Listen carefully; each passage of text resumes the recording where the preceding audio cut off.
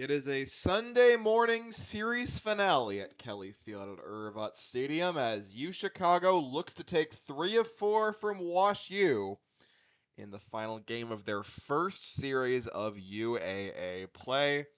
Right here on Graham Sportscasting Channel, I'm Graham Dunwoody. Thank you for tuning in today to this audio stream. UChicago 9 wins, 9 losses, 2-1 in UAA play. They took the first 2 games of this series from the UAA title favorite WashU Bears and put them in a really good spot if they can win a third one here on this Sunday morning. Meanwhile, WashU 17-5, 1-2 in UAA play. This is just the first series where they have lost multiple games. Make it the second. UChicago joins Transylvania as the only team to take 2 games from them. Would be the first one to take 3. Quickly go through how we got here. Friday night, game 1. UChicago won that one 8-4. They struck early, they struck often. Harrison Belden with a second inning homer. Maroons piled them on in 5 different innings of that game. Scored 3 runs the 7th inning to put it on ice. Make it a 7-2 ball game. Bullpen held on from there. John Butka pitched very well. 5.2 innings of 2-run ball. Then game 2, a low-scoring affair on Saturday morning. 3-1, UChicago won that one. Decisive runs scored in the 3rd inning. Eric Rindner worked a 12-pitch at-bat, then belted a homer on the left field line for his 4th this season. That gave UChicago a 2-0 lead. That was all they would need as Matt Rickert, Russ Quinter, Lucian Reed, and Charlie Hahn combined to limit WashU to just 1 run on 3 hits. 8 hit by pitches by the UChicago pitching staff, as well as 6 walks, but they managed to work around the traffic and limit WashU's offensive capabilities. They were shown off in Game 3 as the Bears piled on 12 unanswered runs. Starting in the 3rd inning against UChicago starter Corey Savadoff and the parade of bullpen pitchers brought in by Coach Kevin Terrell. That brought WashU to 2-1 in the series. And so WashU head coach Pat Bloom, not a stranger to losing series, but definitely doesn't do it very often. 263 wins, 133 losses, and 2 ties for the 11th year WashU head coach. Over 20 years of Division III head coaching experience. Take a look at some starting lineups. First for the visiting Chicago Maroons. Braden Jurovic leads off, bats first. Plays center field. Eric Rindner, the catcher, bats second. Batting third, the right fielder Mike Gladden. Up fourth is the first baseman Max Wiesner. Nathan Bay plays third base and bats fifth. Harrison Belden DHs and bats sixth. Ryan Bajwani, the left fielder, in the 7th spot. Jack Sharp playing shortstop in the 8 hole, and second baseman Luke Weston rounds out the 9. On the bump for UChicago, left-hander Preston Benner, the freshman, with an 0-2 record on the year. Again, that's Jurovic, Rindner, Gladden, Wiesner, Bay, Belden, Bajwani, Sharp, and Weston for Kevin Terrell's UChicago Maroons. For the home team, it's Pat Bloom's WashU Bears. Batting first, playing second base is Chance Cromer. Ryan Soong plays right field and bats second. Cooper Green, first baseman, bats third. Jacob Woody, the DH, bats fourth. Anthony Equali, third baseman, hits fifth. Batting sixth, the center fielder Kevin Stevens. Shane Pellegrino, the shortstop, hits seventh. Miles Burke is behind the dish. He bats eighth, and rounding out the 9 is left fielder Josh Erpenbeck, making his second start of the series. On the hill for WashU is right-hander Levi Gingerich, a 4.26 ERA and a 1-1 record on the season.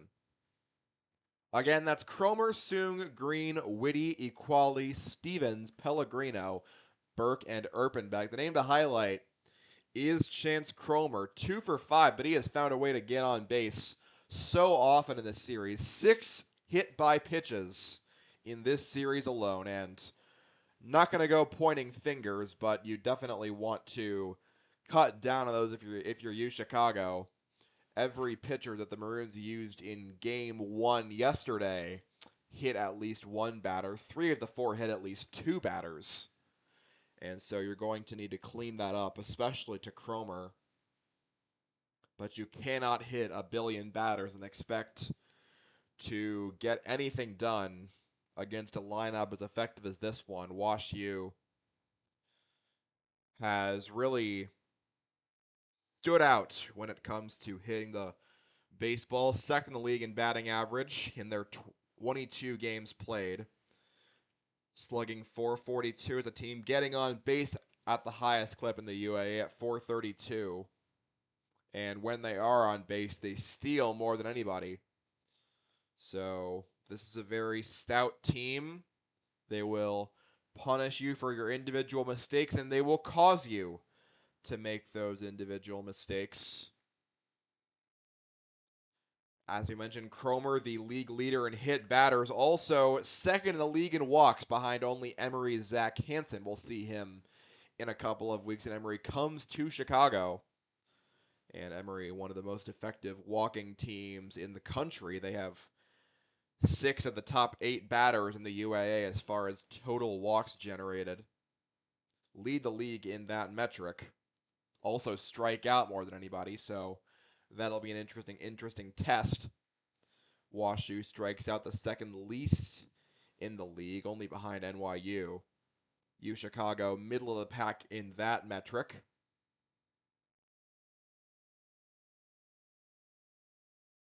So the Maroons will take the Bears will take the mound first. Levi Gingerich, 10 walks, 20 strikeouts in the season, making his 7th start of 2026. He's the number 4 starter in this WashU rotation. We've seen Chase Brickley, Townsend Stevenson, and Isaac Zhang take the hill for WashU. Their starting lineup of 4 men. WashU has 4 qualified pitchers. UChicago's only qualified pitcher is John Butka, which just speaks to how difficult it's been for them to get outs so far this season.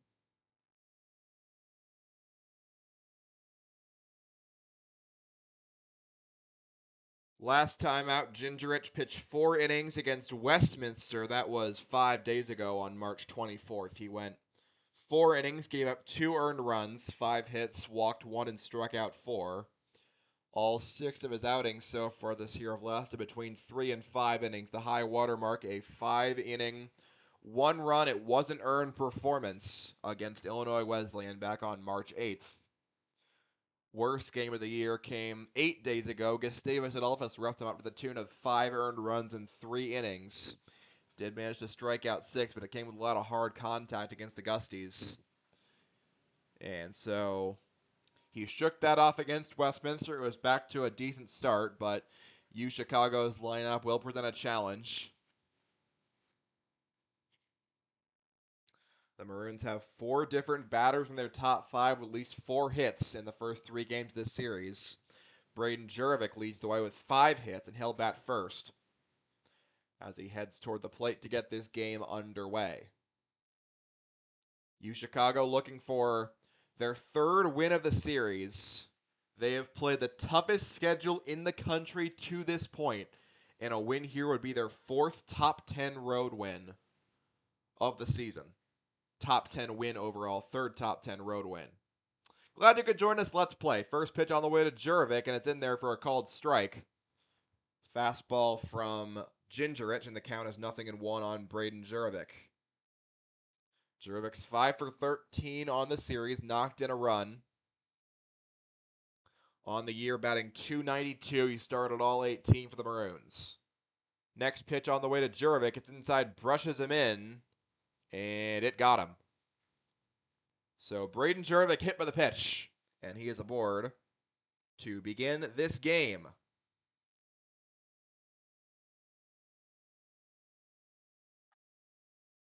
Not a guy you want to have on base. He is a prolific base stealer, 11 of 12 on the season.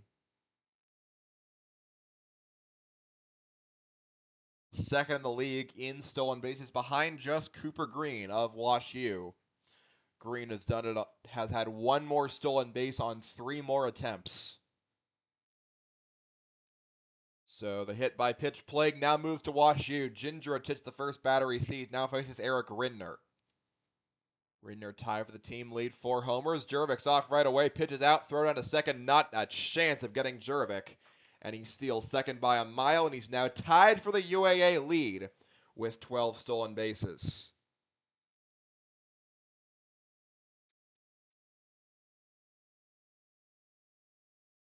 So right away, the Maroons have a runner in scoring position with nobody out. 1-0 to Jurevic, to Rindner rather. And here's the pitch. It is on the outside edge. A ball and a strike netted to Eric Rindner.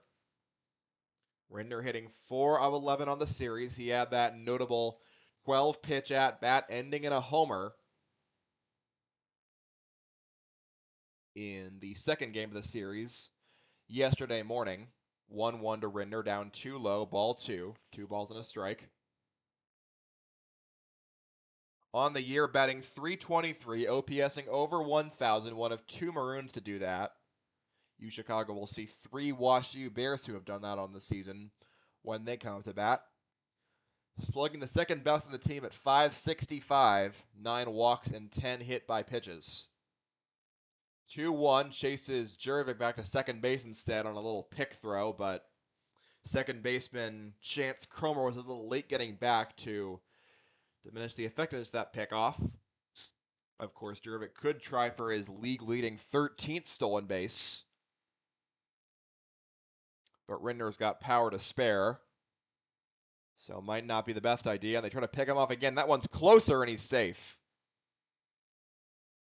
That time, Cromer was right in the money, and Jurevic had to dive back in, but he is safe. Count remains 2-1 after 2 pickoff moves to Braden Jurevic.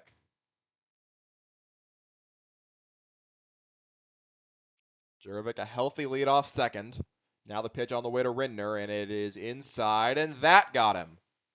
So back-to-back hit batters to begin the game for Levi Gingerich, and the Maroons have a couple runners on.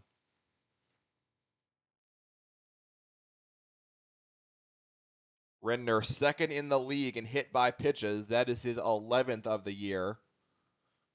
He trails only Chance Cromer in that metric. Now 2 ahead of anybody else. The entire top 6 is made up of WashU batters and Eric Rindner. UChicago's Mike Gladden is 7th, and he's coming to the plate now.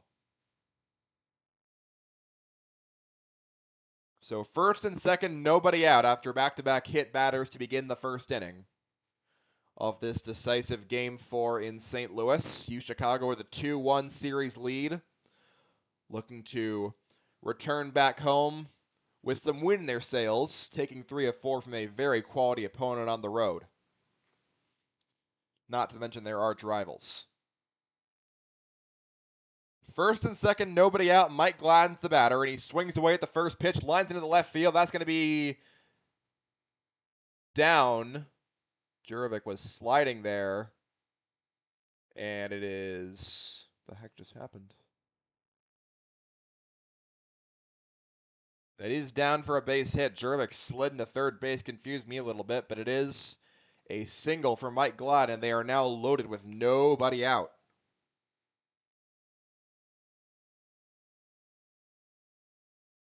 That brings up Max Wieser, already knocked in 4 runs so far this series. And he's got a golden opportunity here with the bases loaded. First pitch on the way to him, way outside. And Miles Burke, the catcher, has to go diving after that one. It's a ball and no strikes. And now a mound visit with Levi Gingerich, who is in danger of letting this one slip away before even getting it out in the first inning. Jurevic at third, Rindner at second, Gladden at first. It was back-to-back hit batters, and then a little line drive single to left field by Mike Gladden. That has really put Levi Gingerich in a bind here.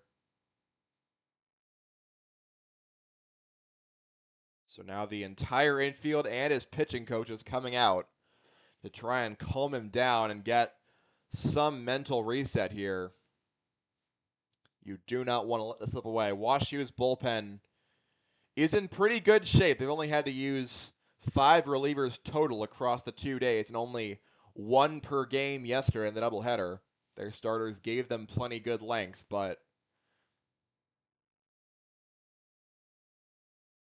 Gingerich has still only thrown 8 pitches so far, and he's already gotten himself in a world of trouble.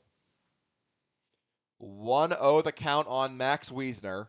Jurvik on third. Rinder on second. Gladden on first. And here is Gingerich's 1-0 pitch, and that is in there. Clips the bottom of the zone, and it's a ball and a strike now on Max Wiesner.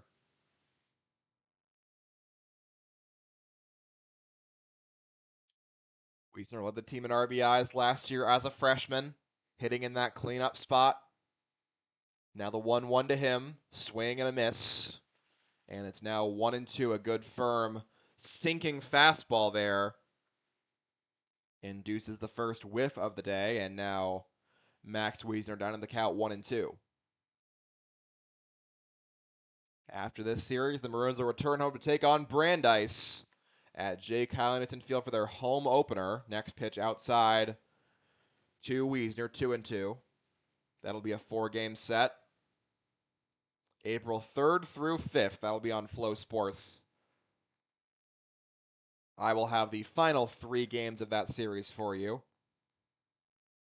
The Maroons will play 5 series these next 5 weeks. 2-2 to Wiesner. Swing and a miss.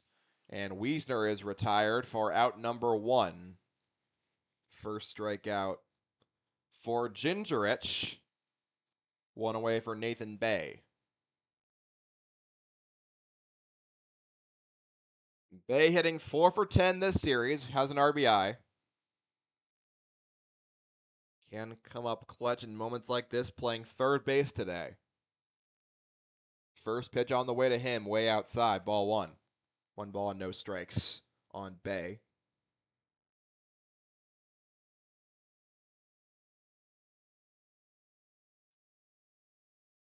Trying to do some damage here early. 1-0 to count on Bay. Bases loaded, 1 out. Here's the pitch. It is down too low, and it's now 2 balls and no strikes. So Bay way ahead in the count, and there's nowhere to put him. 10 RBIs on the season for Bay. 1 home run. 1 of 5 Maroons with 10-plus RBI. Pitch to Bay, swing and a drive, center field. Ranging over the center fielder, Stevens. He's got room, leaps out to make the catch. And tagging at third is Jurevich. Did he get off in time? And they'll say that he did. So Jurevich scores from third. Everybody else moves up on the RBI by Nathan Bay.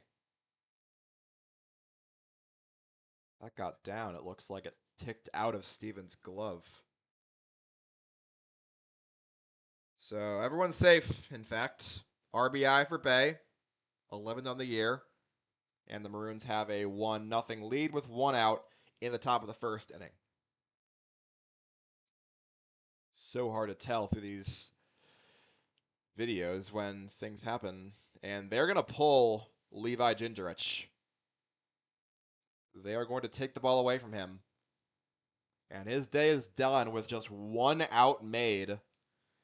Disaster start for the WashU right-hander, and they are going to replace him with a new pitcher, which we'll tell you about when we come back here on Graham Sportscasting Channel. 1-0 Maroons, top of the first.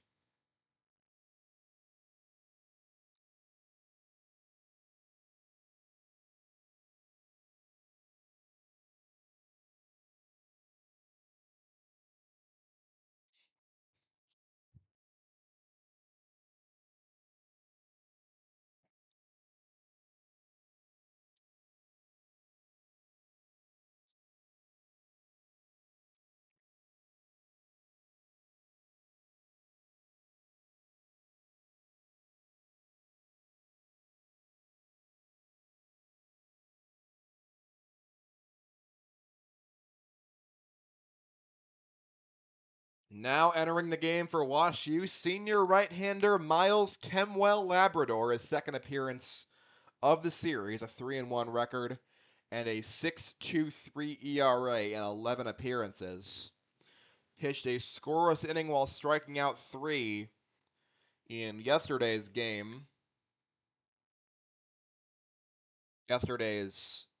second game, in relief of Isaac Sang, who went 7 innings. This time coming in the first inning. He has not pitched longer than 2.1 innings so far this year. That was against Westminster. Every time he's gone longer than 1.1, he has allowed at least 1 run on the year. Not an easy spot to come into. Bases still loaded. It was back-to-back hit by pitches to begin things, then a line drive single by Mike Gladden to left, and a soft serve ball to center field that got down for Nathan Bay.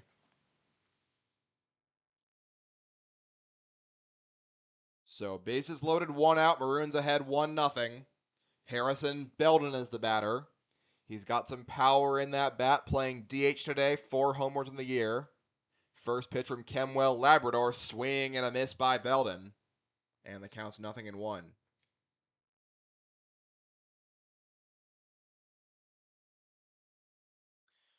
Trying to punish a mistake pitch here. Make this a 3-0 or 4-0 ball game. Next pitch, swing and a miss. Belden quickly behind, 0-2. The freshman, third on the team in strikeouts with 15. He's got a battle here against the new pitcher. Now the 0-2 pitch on the way to Belden. Here she comes outside, ball 1. Non-competitive pitch there of another fastball that he has been throwing to Belden. Belden hitting .318 on the year, OPSing .930. Started all but 1 game, appeared in all of them. And the 1-2 pitch on the way to him, swing and a miss. And Belden goes down hacking. It was nothing but fastballs that Kemwell Labrador threw to him. And there's now 2 men out in the top of the first inning. That brings up Ryan Bajwani. And he is playing the one position for UChicago that has not fully been settled, but he has been the everyday starter in left field. They thought it might be Brady Miller or Lucian Reed. It's Ben Baj, and Baj sends one right back in the middle. That's a base hit. That's going to get through to the center fielder. Wave is on for Gladden. Throw to the plate will be cut off by the pitcher, and Ryan Bajwani delivers with a 2-run single. First pitch he sees, he parks right back up the middle. Ryan Bajwani, 2 RBI single. RBIs number 6 and 7 on the year for him, and it's now 3-0 in favor of UChicago here at the top of the first inning.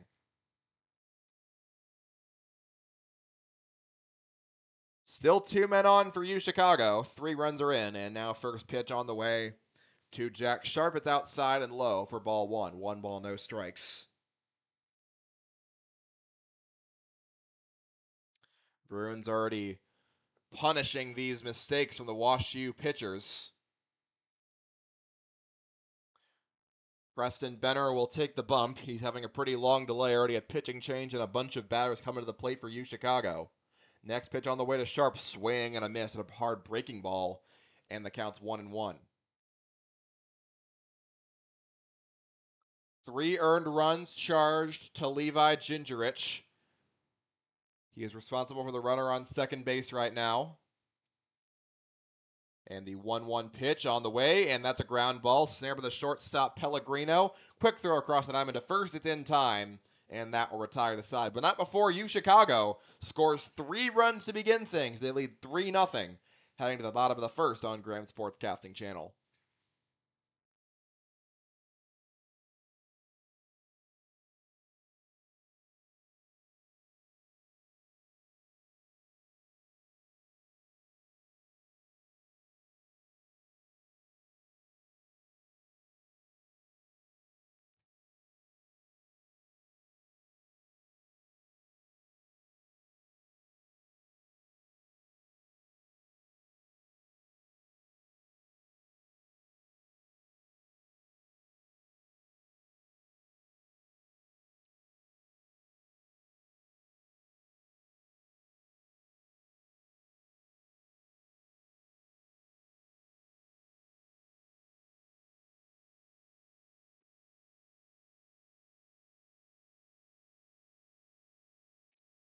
Bottom of the first here on Graham Sportscasting Channel. Maroons sent 8 men to the plate and scored 3 in the top of the first, and now they'll send Preston Benner out to the mound to try and keep that lead.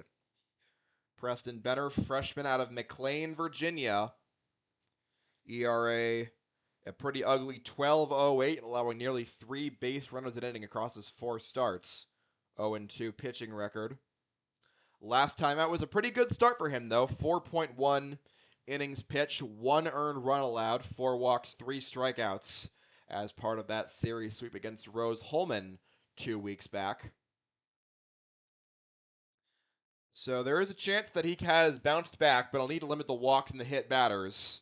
As always against this WashU team, the highest on-base percentage in the UAA. So cannot hit a couple batters to begin things like WashU. That's how this spirals. And this 3-0 lead quickly turns into a 5-3 or 6-3 deficit. Chance Cromer stands in, 2 of 5 so far this series. He's gotten on base at an insane clip, and the first pitch nearly hits him on the interior of the batter's box. He brushes it back, and it's 1 ball, no strikes on Benner. Now the next pitch, that one over the plate, and it is called ball 2. 2 balls and no strikes on Cromer. Cromer OBP of 524 on the year. Now he shows bunt, pulls it back, and that is called a ball, and it's now 3-0. That one missed the outside corner. And so Cromer's in the driver's seat. Benner working very fast. 18 walks, 13 hit by pitches for Cromer, who shows bunt, pulls it back, and takes a look at strike 1 on the inner third of the plate. Benner, more walks than strikeouts this year. Another 3-1 pitch, and that is taken for strike 2, and Cromer's bat goes flying halfway toward the WashU dugout. He was ready for that to be ball 4, but the count runs full instead.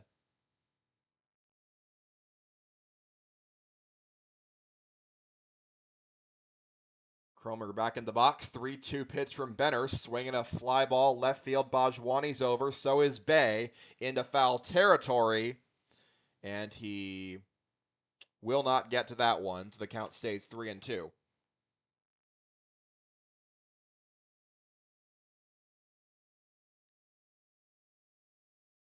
Good battle here to begin things. Preston Benner fell behind 3-0. 3 straight strikes thrown now. Here's another 3-2 pitch. Swinging a fly ball center field. Very playable. And now coming in is the left fielder, Bajwani. He makes the catch, 1 away in the bottom of the first for WashU. Nice work there by Preston Benner to not give up after being down 3-0 to one of the best on-base percentage hitters in the UAA. Cromer entered the game second to just NYU's Max Oliveira in on-base percentage. 1 tick behind, 525 to 524. Next batter's up, and it is a strike on the inside corner to Ryan Soong. 0-1 the count. Soong, another great on-base percentage hitter. OBP exactly 558 at-bats. Next pitch fouled behind the plate, and Benner's quickly ahead, 0-2. Soong also a solid base stealer, tied for 3rd in the league. 9 stolen bases on 11 attempts, tied with Emory's Jake Lawson. Benner has worked ahead of him 0-2.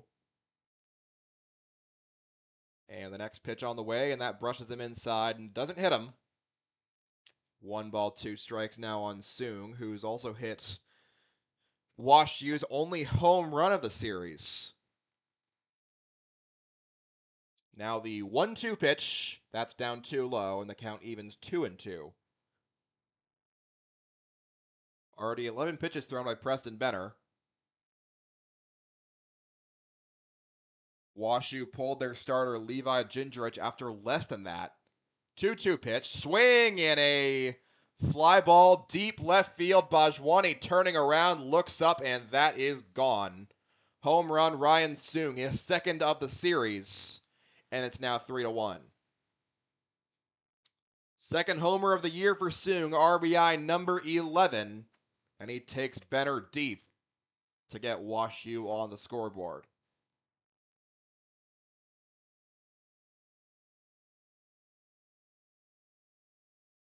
Just a solo shot for Benner, but still hurts a little bit. It's now 3-1.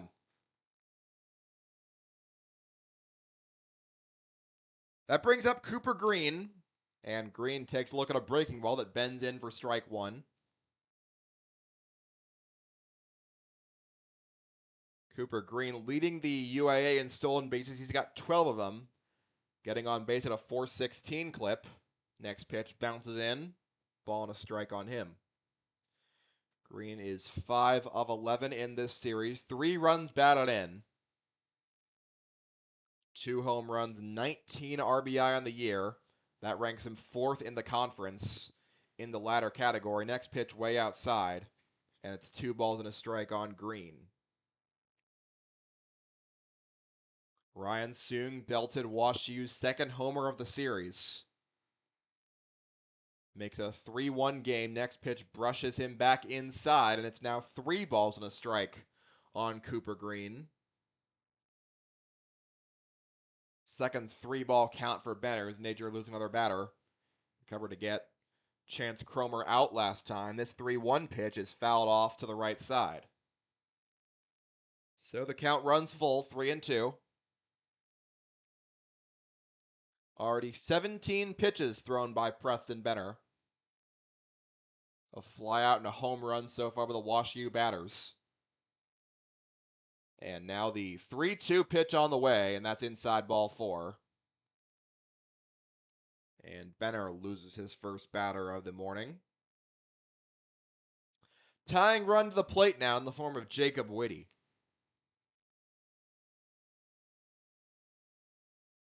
Whitty, the UAA leader in runs batted in, he's got 25 of them, slugging .553 on the year. No homers, but he's an excellent situational hitter from that cleanup spot. Knows how to get things done. First pitch on the way to him. That's inside, ball 1. 1 ball, no strikes on Whitty. Only 5 walks so far on the year for Whitty. He's not the kind that wants to take a whole lot of pitches. He wants to do some damage to you. Next pitch, and that will clip the outside corner. A ball and a strike on Whitty. As Benner's pitch count already creeped over 20. Bruins would like some length from him. 1-1 pitch. Swinging a ground ball to Bay. He receives it, just puts all he can on it, and that is not enough to throw Whitty out. It was a deep backhand. It'll be an infield base hit. Bay did all he could do, but plenty of MLB third basemen would not even come close to making that play, and so it is an infield base hit for Whitty, and the Bears have runners on first and second with still just 1 out. Anthony Equali up next. Another top 3 hitter in the UAA by runs batted in. He's got 20 of them. 2 home runs. And the first pitch is down. Catches the bottom part of the strike zone, and it's 0-1.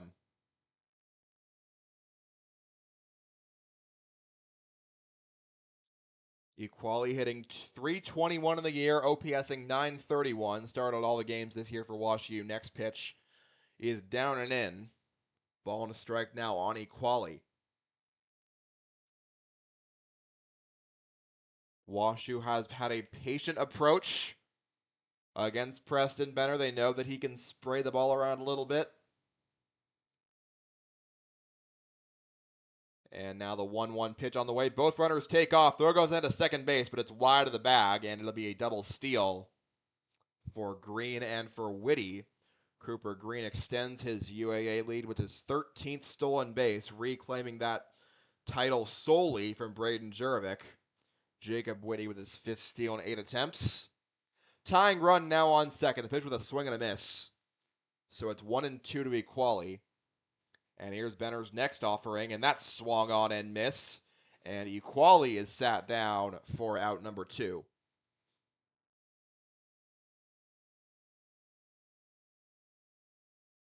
2 down in the first inning, second and third, 1 run in already.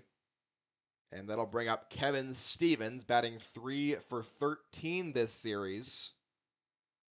On the year, hitting .289 and .810 OPS, started every game in center field. First pitch, ground ball, high chopper. It's foul over the head of Bay.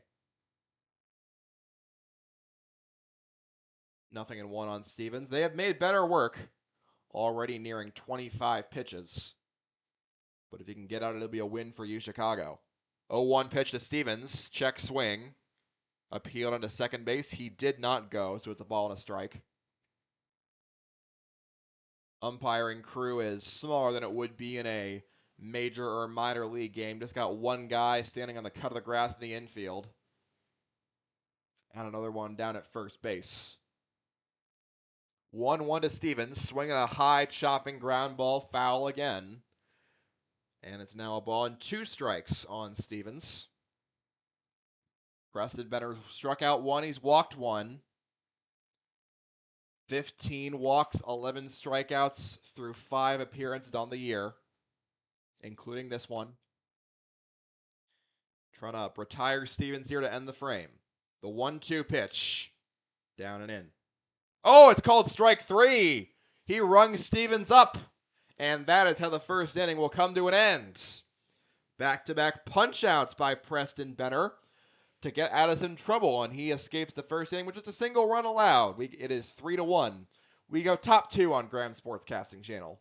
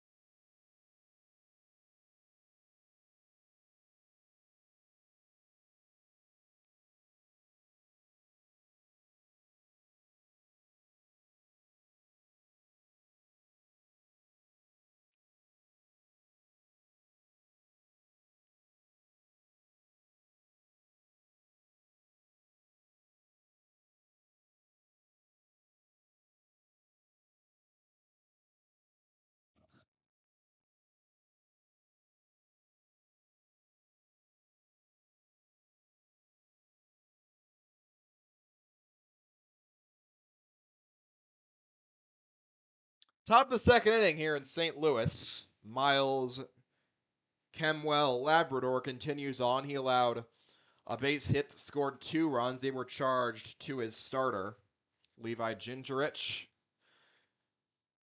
Kemwell Labrador struck out 1 batter and allowed 1 hit in the top of the first inning. UChicago leading 3-1 as begin the top of the second inning. 9-1 and 2. Weston, Jurovic, and Rindner due up for UChicago. Trying to keep the pressure on as they seek their 10th win of the season, getting back above 500 with the toughest strength of schedule in America by many metrics.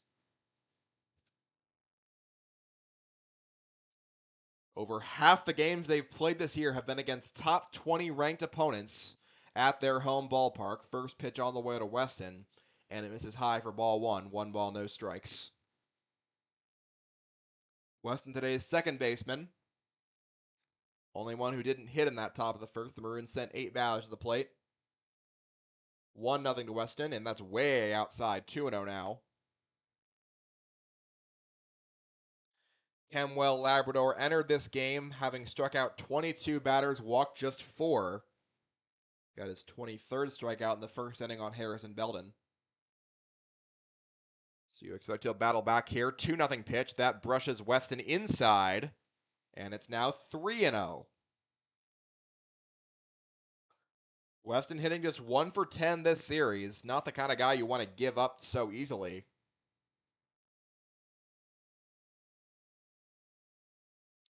The 3-0 pitch to him. He takes right down Broadway, 3-1. Weston hitting just .219 on the year. He's walked 7 times, struck out 13. OBP of just .306, the lowest of these Maroon starters. 3-1 to him. Swing and a fly ball, left field. Into foul territory goes the third baseman, Equali. And he, let's see, he makes the catch for out number 1. No, he doesn't. It's off screen. Can't blame me. 3-2 now the count on Luke Weston. That was a foul ball. It dropped near Equali. So the count goes full after Weston went ahead 3-0.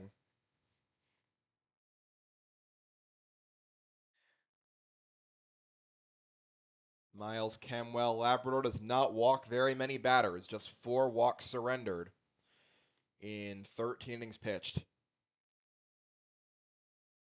And now the 3-2 pitch on the way to Weston, swinging a hard ground ball, snared by Equali, picking it up. It was the first long throw in time. Nice play by Anthony Equali to rob Weston of a base hit.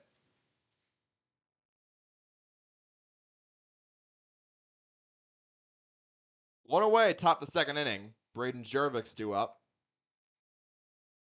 Back the top of the order for UChicago. Jurevic was hit by pitch his first time up. Came around to score after stealing a base and was knocked in by a Nathan Bay RBI single. He bats here with 1 out, top the second inning. Nobody on base. The first pitch brushes him way inside. Almost got hit again. 3-1, UChicago leading. WashU hit a solo homer off the bat of Ryan Soong in the bottom of the first inning. Next pitch on the way to Jurevic, swinging a foul pop right side out of play.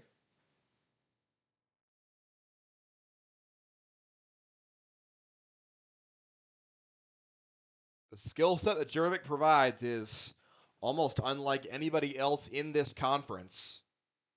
Makes him really interesting to watch on a day-by-day basis. 1-1 to him. That'll clip the bottom corner of the strike zone. That counts 1 ball and 2 strikes. Jurevic hitting .292 on the year. 21 hits and 72 at-bats. 6 extra base hits, including 1 homer. Next pitch swung on and fouled off to the right side.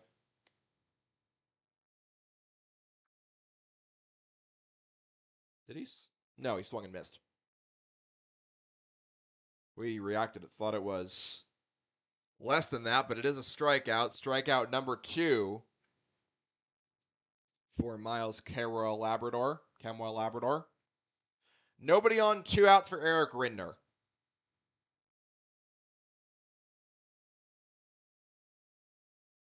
Camwell Labrador looking for a 1-2-3 frame. He is going to be the length guy for WashU because Levi Gingerich did not have it today. It's ball 1 to Rindner, down and away. First pitch ball to the last 4 batters for Miles Camwell Labrador, but he has retired all of them. Rindner was hit by a pitch his first time up, and that pitch almost got him again. It's inside, and it's 2-0. These hitters love crowding the plate on both these teams. They want any little slip up to turn into a free base for them.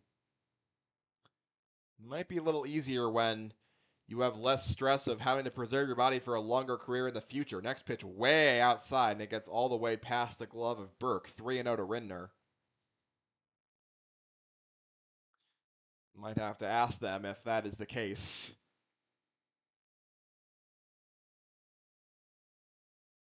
Might be kind of an insensitive question, you know. 3-0 the count on Rindner. And the pitch is down and away, and a 4-pitch walk issued to Eric Rindner, and he is on base for the second time this game. So no perfect frame for Camwell Labrador, and that brings up Mike Gladden. Rindner on first base, 2 outs. Eric Rindner not one to take off running. Senior from Potomac, Maryland. I don't believe he has a career stolen base. Let's see. He actually does. He has 3. Okay, I'm wrong. First pitch strike to Mike Gladden. Counts 0-1. He had 2 of them last year, 1 in his freshman year. He has been an uber consistent option throughout. Next pitch, swinging a ground ball, third base side. Equality's up with it, throw over to first, and it's in time to get Gladden. And the side is retired. No score for UChicago in the top of the second inning. We go bottom two. It's 3-1 Maroons on Graham Sportscasting Channel. I'm sorry, we're not updating the graphic. That is my fault. I will do it now.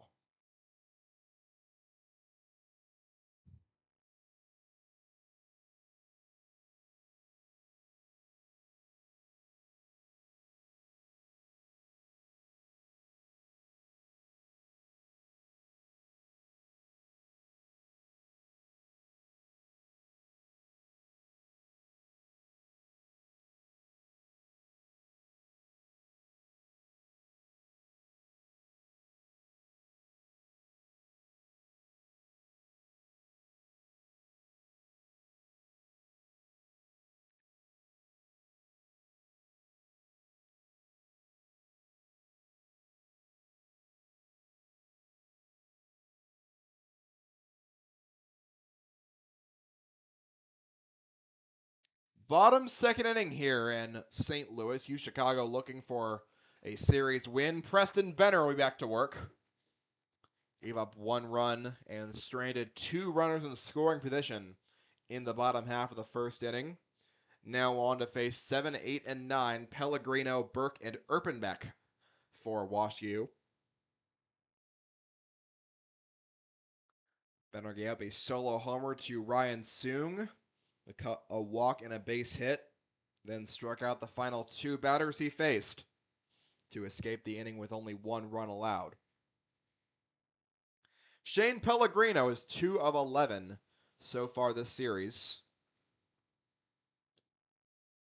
Still an excellent hitter, hitting .386, OPSing 106.1 while starting every game at shortstop. First pitch swinging, it's cracked deep into the gap in left center field, but it is playable for Jurovic, and he'll run it down for out number 1. 1 pitch, 1 out for Benner. Had to throw plenty of pitches. Almost 30 back in that first inning to retire the side. So a quick inning here would go a long way for him. Miles Burke stands in, 1 of 9 this series, batting .220 on the year, and he takes a strike on the inside corner to begin his next at-bat.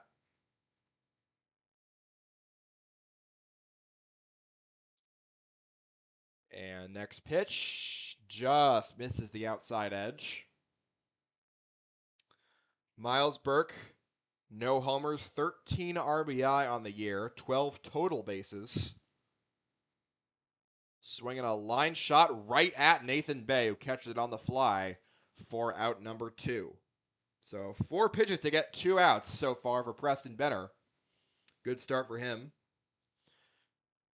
2 out, nobody on for Josh Erpenbeck.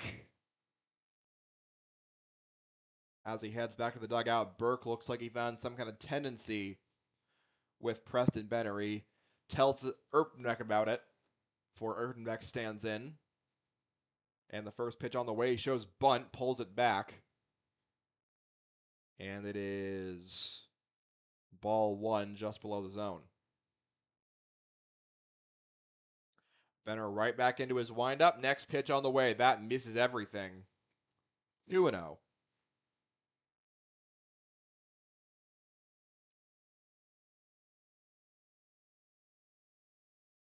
Erpenbeck 0 for 1 yesterday, scored 2 runs. Next pitch, he bunts it again, pulls it way back, and that's a strike. So, not totally confident in that bunt, but let's see if he does it again. 2-1. That hit him.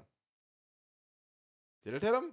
It was right on the trajectory to hit him, but it apparently did not. So 3-1.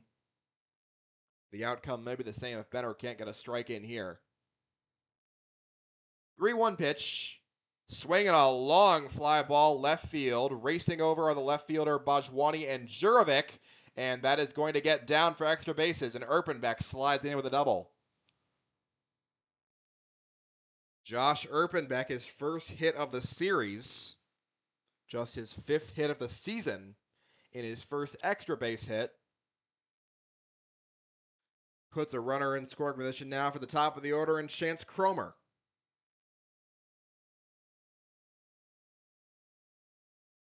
So Preston Benner hoping for an easy inning. He did not find that. Now Cromer. First pitch to him. That misses the zone, and Rindner could not handle the transfer, and it gets away from him, and that moves Urban back up to third base with a wild pitch. 1-0 the count on Cromer, who can now knock in a run here with a base hit, or a wild pitch for that matter. 2 outs. Next pitch, that'll catch the outside edge, 1-1.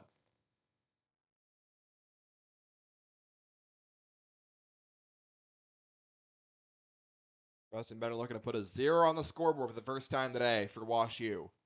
1-1 pitch, swinging a chopping ground ball foul to the right side, 1-2.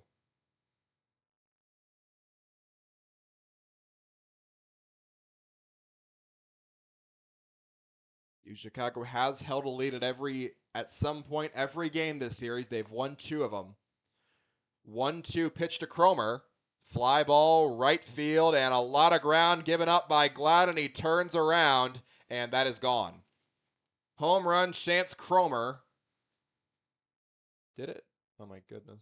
It is. It is a home run, and Cromer didn't figure it out. Did it? Oh my goodness. Looks like it's an automatic double. Thought it might have cleared the wall. Gladden had given up on it. It's a double for Chance Cromer. I'm sorry about that again. This is not easy to do through a stream. 3-2 another score. As Soong stands back in. He homered off Benner his first time up. Takes a look at strike 1 this time. 4th hit for WashU. They're within a run.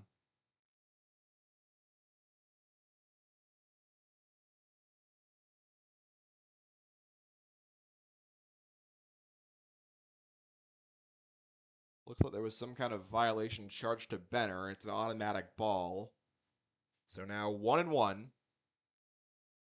Next pitch on the way to Soong. That'll skip by Rindner. He throws the mask off to keep Cromer at second base. 2-1 now the count.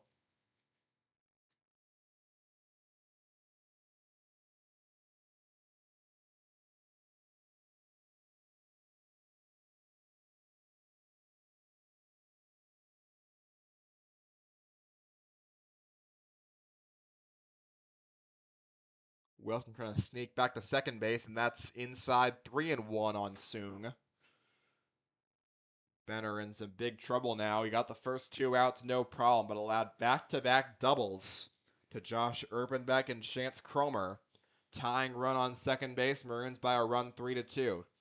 3-1 pitch coming to Ryan Soong. Breaking ball is right down the heart of the plate, and the count runs full, 3-2. Soong has not yet lifted the bat from his shoulders.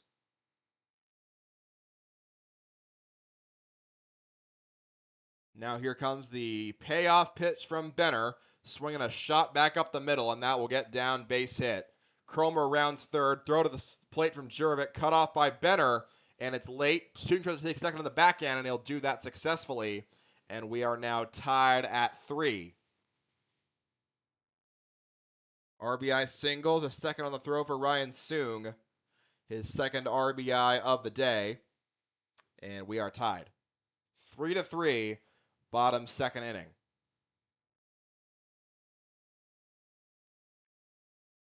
Benner just cannot seem to put guys away since that last line out by Burke. The Bears flipped the switch and they've tied the game. Go-ahead run still on second base in front of Cooper Green, who swings at the first pitch. Gladden is playable in right field, makes the catch, side retired, but WashU ties the game at 3. We go top of the third inning. We are all tied up here in St. Louis.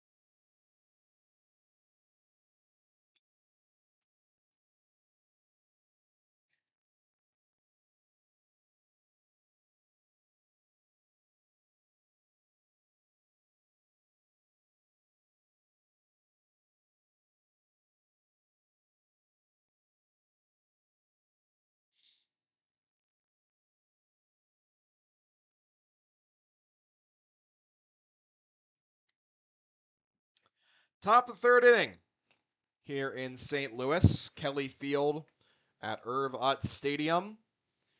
Miles Kemwell Labrador continues on. He has retired 5 of the 7 batters he has faced. And he's up to face 4, 5, and 6. Max Wiesner, Nathan Bay, and Harrison Belton in a tie ball game, 3-3. Max Wiesner struck out his first time with the bases loaded.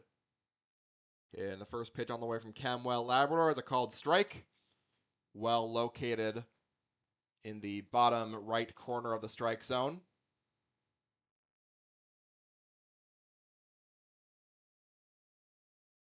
And now the 0-1 pitch to Wiesner. Swing and a miss. Right through a hard fastball from Kemwell Labrador. He's already struck out 2 batters. 1 in each inning. Max Wiesner, the second-year player. Batting .284 from Granite Bay, California. Behind 0-2. Kemwell Labrador's 0-2. That's outside, and it gets by the glove of the catcher, Burke. 1-2.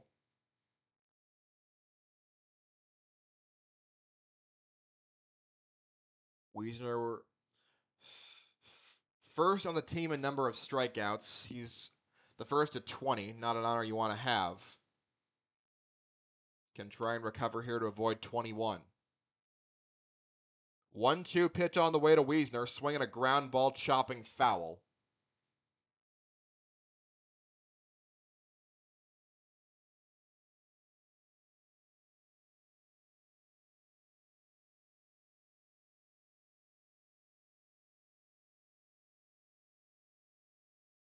One-two still to count. Pitch number 5 to Max Wiesner. That's down and in, and Burke has to contort his body. He has really worked to block these pitches. And has done a good job for the most part. Maroons want to get some traffic to make him think about the base runners as well. A 2-out base runner last inning. 2-2 to Wiesner. That brushes him back inside, and now the counts run full. 3-2. So a nice battle going on here by Max Wiesner.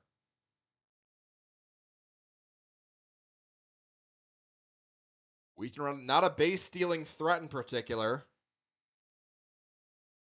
Trying to get on base for the first time today. 3-2 pitch, swing hard, ground ball, foul. And we'll do it again.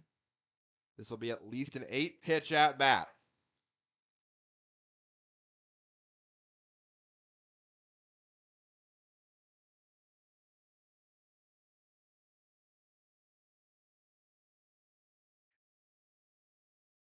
Three to three, top of the third inning.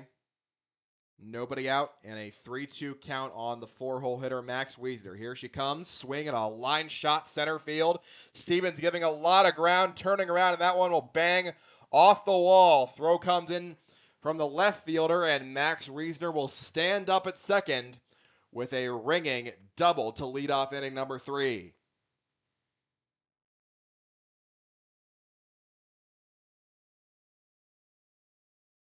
Nice little piece of hitting there as he just turned on that pitch, sent it into the gap, and both teams have used the gap very effectively so far this game. That time, it's Max Wiesner who parks himself in scoring position with nobody out in the top of the third inning.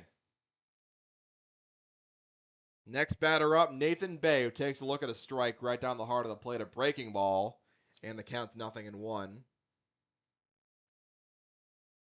Second hit surrendered today by Miles Kemwell Labrador. Maroons going to retake the lead after WashU scored twice. Back at the bottom of the second. Here's a line shot left field. Again racing the center fielder back. Stevens turns around, and that one goes off the wall. Throw comes in as Wiesner comes around to score, and Nathan Bay has a double, and that is a run batted in. Maroons lead 4-3 in the top of the third inning. UChicago's really impressive back-to-back gap doubles from the middle of the order. And Kemwell Labrador staying in. First earned run generated off of him. Second RBI of the game for Nathan Bay. and RBI number 12 on the season. Now Harrison Belden stands in, bunts the ball. It's a really good one, fielded by Kenwell Labrador. Throw to first is close, and he's out. Is he out? No, they called him safe. The far side umpire signaled out the closer one, overruled him. And Belden got himself a bunt base hit.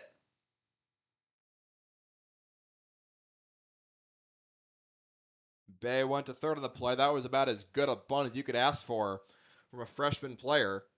So now runners in the corners, nobody out. UChicago 4, WashU 3.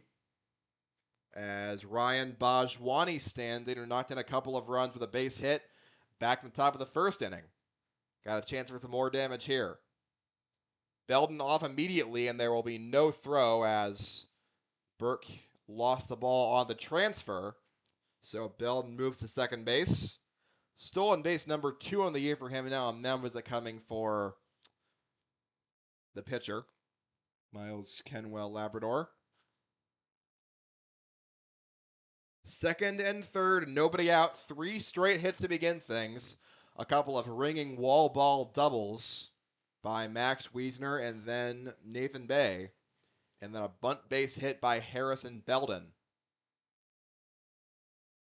UChicago surrendered the lead in the bottom of the second when WashU hit a couple of strong base hits. We thought it might have been a homer, but it was a ringing double by Cromer. 1-0 the count. The mound is over. Now the next pitch to Bajwani gets away from the catcher. That'll be a free run for UChicago as coming home to score is Nathan Bay. On the wild pitch, Belden moved to third. It's 5-3 Maroons. So the command still not there, especially early in these at-bats. 2-0 the count on Bajwani. Runner on third. Still nobody out. Maroons have plated 2 so far this inning. Trying to pile the damage after they force the starter out so early. High chopping ground ball. Only play is to first. And so that means that Belden will score on the RBI ground out by Ryan Bajwani. It's RBI number 3 on the day for him, his 8th of the season. 6-3 brings home the runner. And UChicago now takes a 6-3 lead.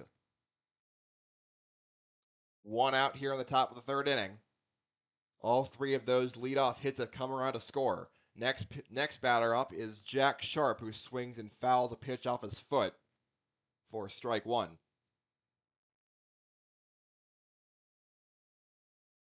Bajwani with 3 RBIs, the William & Mary transfer. Only had 5 on the year entering this. He is slotted in a quarter of the way through the season as UChicago's starting left fielder, winning the battle with Brady Miller and Lucian Reed. Next pitch fouled off right side, quickly 0-2 on Jack Sharp.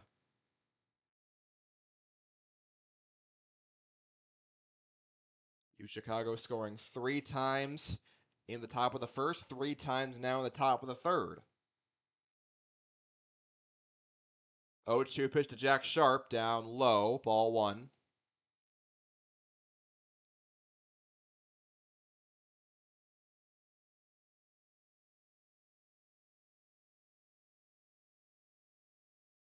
One ball and 2 strikes now on Jack Sharp.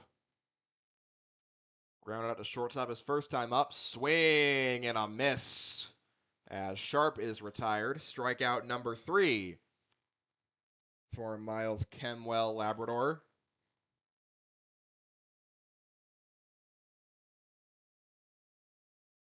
Two away in the top of the third inning. That brings up the 9-hole hitter Luke Weston. Weston was robbed of a base hit by Anthony Equali. Hit a hard ground ball to him. Equali made a dynamite play to get him out by a couple of steps. Weston, a Greenhorns left side infielder, playing second base today. Third baseman by trade, but the way the lineup works out, you want to get him in there at second base. First pitch down 2 low to him, 1-0. Now the next pitch from Kemwell, Labrador, and that misses wide, but it's called a strike, 1-1. 6-3, UChicago leading WashU in this final game of the series. And line shot left field, but that will go right at the left fielder, Erpenbeck. And it'll bounce in front of him. He misplayed it. He was in position to play that ball, but it goes down. And so that is another base hit for UChicago. Luke Weston. And it looks like that will be it for Miles Kemwell, Labrador. He surrendered 4 hits this inning. And Pat Bloom is going to come out and get him. He recorded 7 outs, allowed 3 runs, and is responsible for a runner on first base right now. Type of the new pitcher when we come back. 6-3 UChicago on Graham Sportscasting Channel.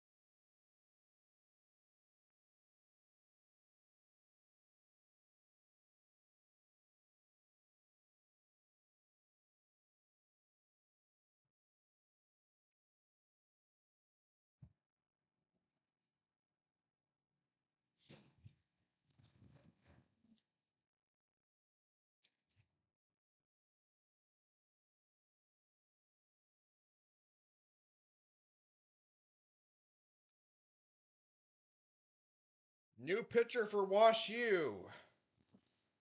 It is Anderson Gomez, number 22, making his 7th appearance of the season, a 4.32 ERA, allowing over 2 base runners per inning. Third man to the hill for WashU. Miles Kemwell, Labrador, went 2.1, but allowed 4 hits in the 3rd inning, so he was pulled. Anderson Gomez comes in, the right-hander, Olentangy Liberty High School in Central Ohio.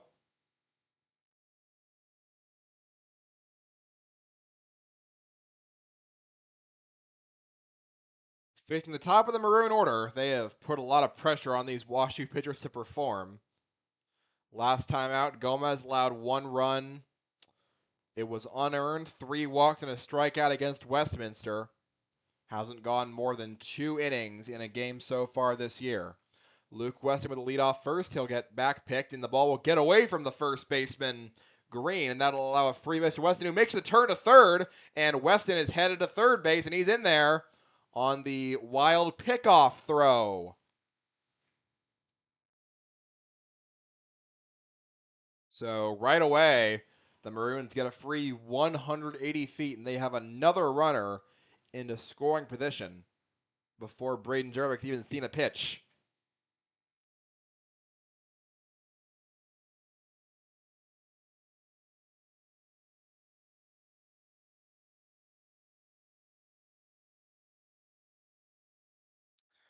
Third time up for Jervik. He's over 1, hit by a pitch and struck out. And the first pitch to him is outside from Gomez. 1 ball and no strikes. Jervik so far is 5 of 14 in this series.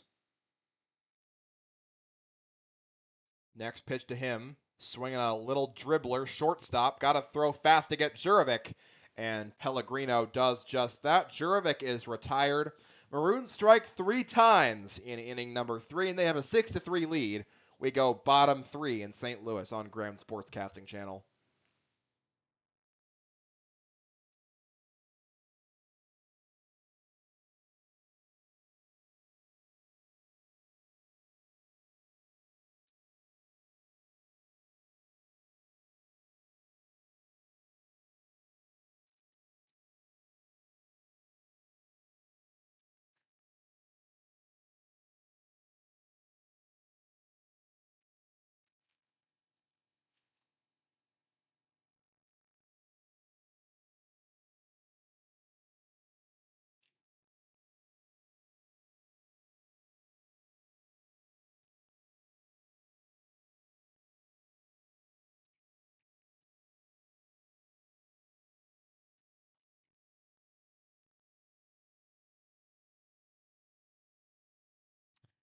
Bottom of the third here in St. Louis, Kelly Field at Irv Utz Stadium. The WashU Bears trailed the Chicago Maroons 6-3. The Maroons scored 3 times in the top of the first inning, 3 times in the top of the third inning. WashU has also scored in both of their frames so far. A couple of power bats doing the work this time. Ryan Singh with a home run and Chance Cromer hitting one that almost got out of here. Both of those drove in runs. Preston Benner, the freshman left-hander, is back out to face 4, 5, and 6. Starting off with Jacob Whitty, who singled off him his first time up and was ultimately stranded at second base. First pitch on the way to Whitty, way outside, ball 1.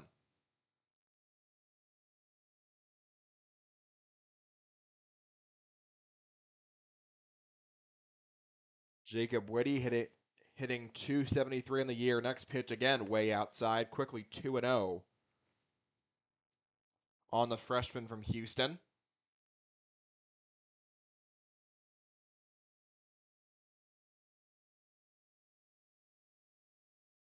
Next pitch, and that catches the bottom of the strike zone. It's strike 1. Whitty hitting .355, I should say. I had the stats from a wrong source. I had the stats from conference play. He's hitting .273 in conference play, aka this series. Pitch outside, 3-1. Whitty, one of 3 WashU hitters to OPS over 1,000 entering this game, along with Ryan Sung and Shane Pellegrino. 3-1 pitch, swinging a fly ball. Jurevich gives a couple steps near the warning track, but it is playable, and Jurevich makes the catch for out number 1. So 1 away, bottom third for WashU. That brings up Anthony Equali, who struck out swinging his first time up. One of 2 strikeout victims of Benner today. For all the traffic that Benner has allowed, he has retired the leadoff batter all 3 innings so far. All via the flyout. Has not yet gotten a ground ball out. First pitch, the check swing for Anthony Equali. And he goes around for strike 1.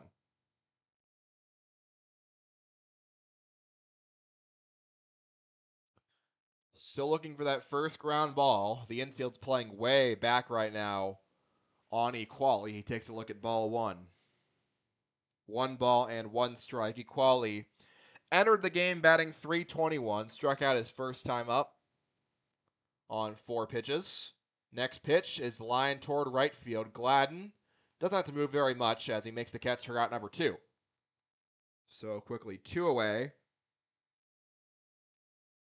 And now Benner again threatening for his first 1-2-3 inning as Kevin Stevens climbs in. Stevens, the second lowest batting average of WashU's regular starters, .289. He started every game in center field, plays excellent defense back there. First pitch on the way is low. Ball 1. Struck out looking his first time up. And now Preston Benner ready for the 1-0 pitch to Stevens, swinging a fly ball. Not going very far out as the second baseman, and he will flag it down. Weston makes the catch. 1-2-3 inning for Preston Benner, the first one of the morning. And we go top of the 4th. It's 6-3, UChicago.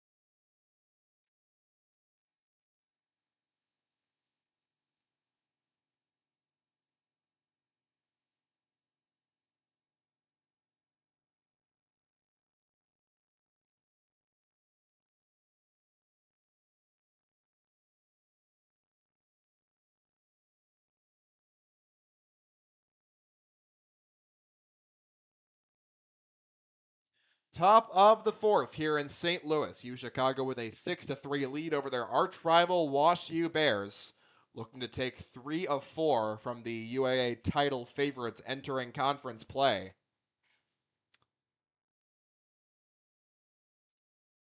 The Maroons just held WashU off the scoreboard for the first time this game, and now 2, 3, and 4 come up to face WashU's Anderson Gomez. Gomez retired the only batter he saw, stranding a runner at third with a 6-3 groundout. Now he faces Eric Rindner, who takes a look at ball one outside.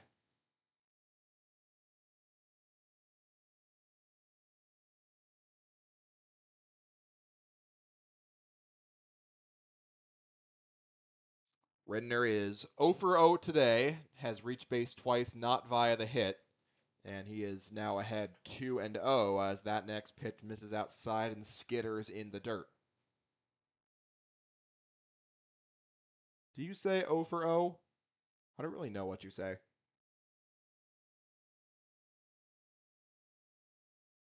In any case, now it's a 2-0 count on Eric Rindner. Next pitch on the way from Gomez, and that'll clip the strike zone.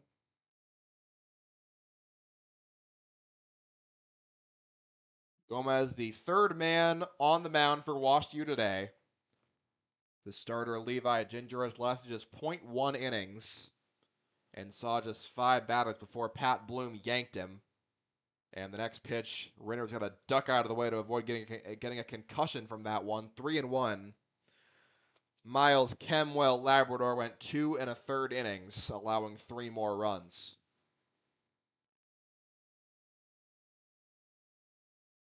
3-1 the count on Eric Rindner, looking to reach for the third time today. And here comes the pitch from Gomez, and that hits him. So Eric Rindner does indeed reach for the third time.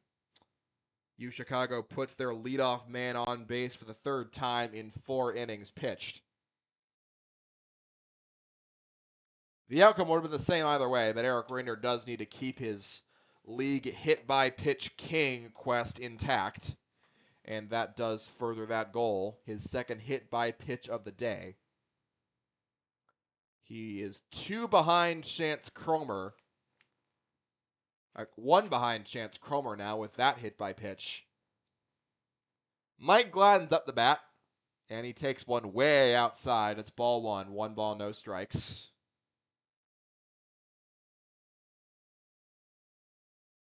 Gladden 0 for 1 today, 1 for 2 today, rather. He grounded a third and hit a single back in the first inning. Came right to score on that single. 1-0 to Gladden. Fouls it off right side. Over to take a look is the first baseman, Green. He will not get to it. It's 1-1.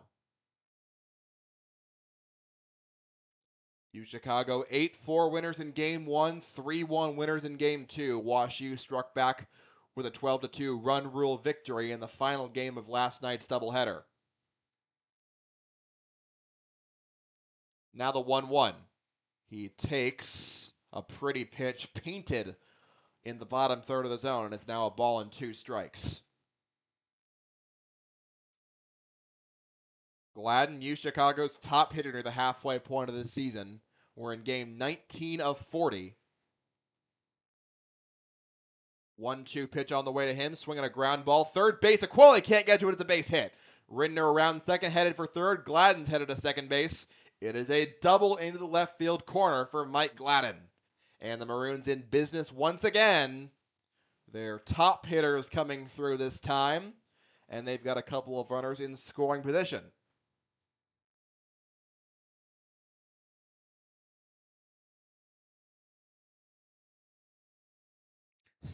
Second hit of the day for Gladden, who continues his hot senior season.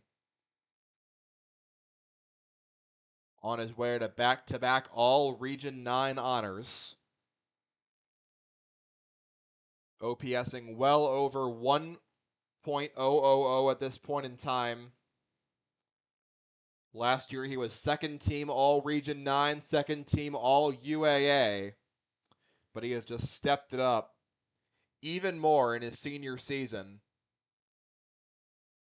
Last year he OPS just under 1, and this time he's over 1.1 And he has not cooled down at all. We have a mound visit going on right now. Gomez is going to stay in. No, they're going to yank him.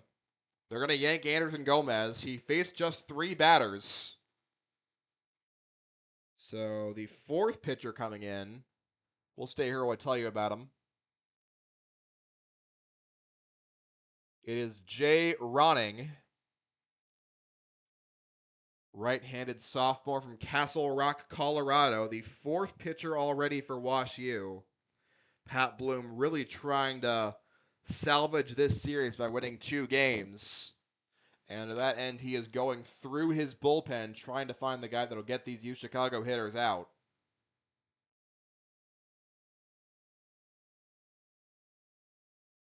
Anderson Gomez, .1 innings pitched, 1 hit, no walks, no strikeouts, responsible for both runners on base right now. Nobody out, top of the 4th, 2nd and 3rd. UChicago already with a 6-3 lead. Looking to build on that and start to put the number 10 team in the country further into the hole. Max Wiesner's due up. Rinder's on 3rd, Gladden's on 2nd, Jay Ronning. Last time out was Friday. He allowed no runs on 2 hits across 1 inning pitched. He struck out a batter. One of 4 pitchers to come into the game for WashU in Game 1, where they allowed 8 total runs. Pitched 4 times in the last week. Twice in that series win against Gustavus Adolphus. First pitch on the way to Wiesner. Clips the outside corner. It's strike 1. Wiesner 1 for 2 today. A leadoff double and a strikeout. The double came around to score back in the 3rd inning. 2nd and 3rd, nobody out. Wiesner with a big chance here to drive in some runs. 0-1 pitch to him. Check swing. He held back, says the field judge, and it's 1-1.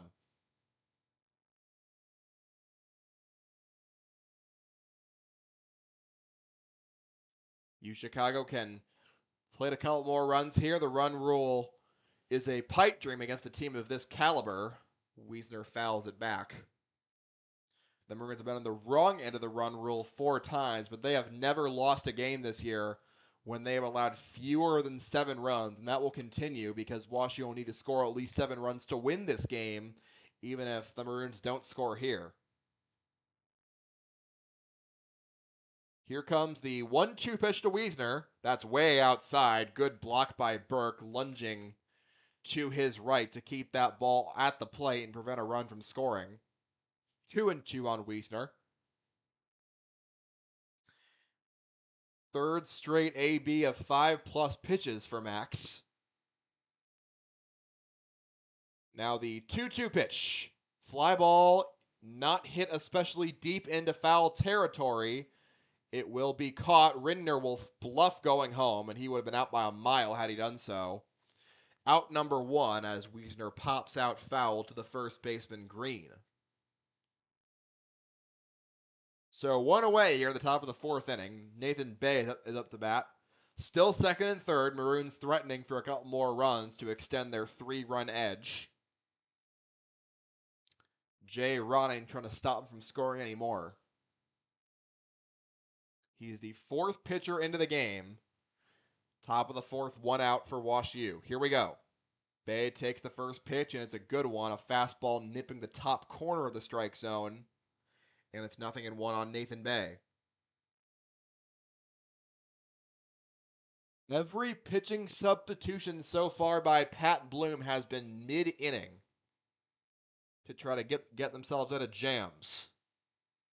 0-1 on the way to Bay, swinging a fly ball in the infield. This will not score anything. And communication is good. Green makes the catch, 2 away for UChicago in the top of the 4th. Harrison Belden now up. Struck out in the 1st, had a bunt single in the 3rd that came around to score. UChicago in danger of stranding a golden opportunity on the bases here. Second and third with nobody out. The freshman Belden trying to change that. First pitch brushes him inside. It's 1-0. Feels like we had a lot of hit by pitches in the first couple of games, but now we've had a lot of near misses. Of course, WashU started the game with back-to-back hit batters, but those have been the only hit by pitches of the game. Next pitch way outside, and it's 2-0 on Belden.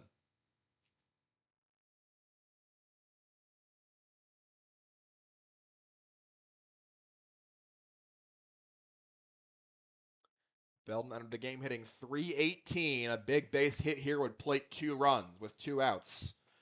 2-0 pitch, line drive, right field. And that'll get down for a base hit. Belden rounds first. No, they're saying it's caught. Saying it was caught by the right fielder, Soong. And so he is retired. Apologies again.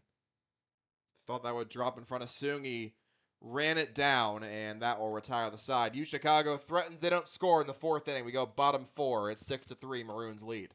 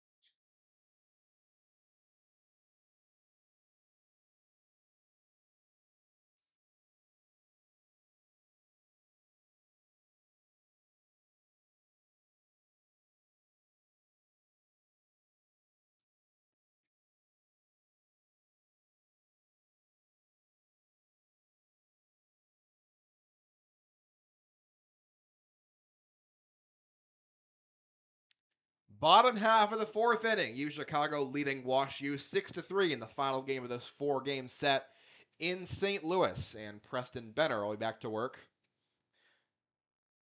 3 runs allowed over 3 innings. Last frame, he had his first perfect inning, retiring 4, 5, and 6 on a couple of fly ball outs. Now he faces the bottom of the WashU order. Shane Pellegrino due up first. He's been the top hitter so far at the halfway point of the season. The first one nearly hits him. 1-0.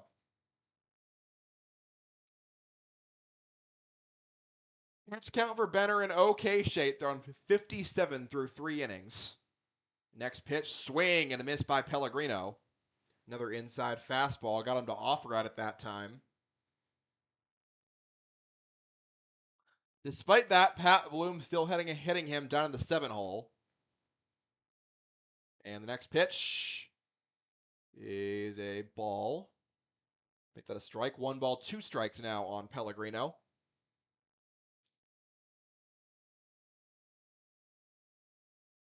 Benner looking for strikeout number 3. Next pitch just misses. A little high and outside, not by very much. 2-2 now.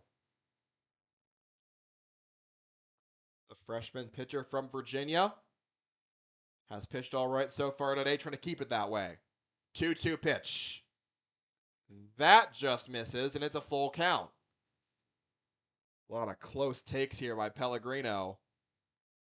Could have been rung up on either of the last 2. But the count's run full now. Here's the 3-2 from Benner, and that's down and in, ball 4. Pellegrino draws a walk. That one was not close. I think if you called that one a strike, you would have some helmet tapping, even in leagues where there is no helmet tapping. So runner on first. First time WashU has put their leadoff man on base. That brings up Miles Burke, the catcher. First pitch on the way to Burke. It's a strike. Nip in the inside corner. Burke line on Nathan Bay his first time up. Might have had a tendency in Preston Benner's pitching, because he was on it. Or rather, he whispered the Josh Erpenbeck, the man on deck, his findings, and Erpenbeck was on it. He had a ringing double and came around to score. Next pitch, swing and a pop fly, center field. Juravic's in, and he reaches up and makes the catch for out number 1.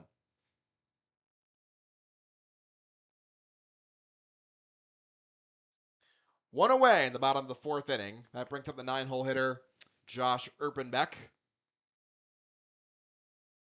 This time, no words from Burke to Erpenbeck, so we'll see if whatever he saw in his first at-bat still stands. He had a double his first time up with 2 outs in the second. Sparked a 2-run rally. It's a bunt, and he bunts it foul.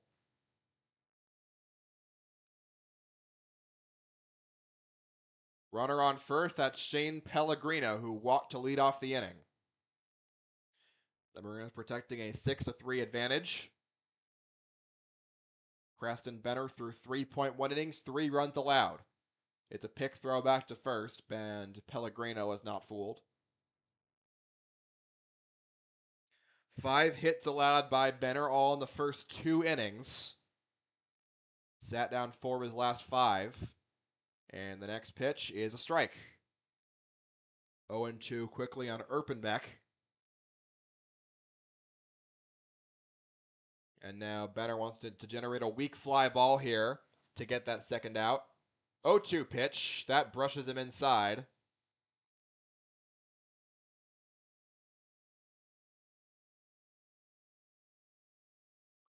Hard to tell from an angle how close these pitches actually are to being hit by pitches, but a lot of these could have been if they were crying the point a little bit more. 1-2 to Erpenbeck, swinging a hard line drive foul down the third base line. Still 1-2. Erpenbeck 1 for 2 this series, scored 3 runs,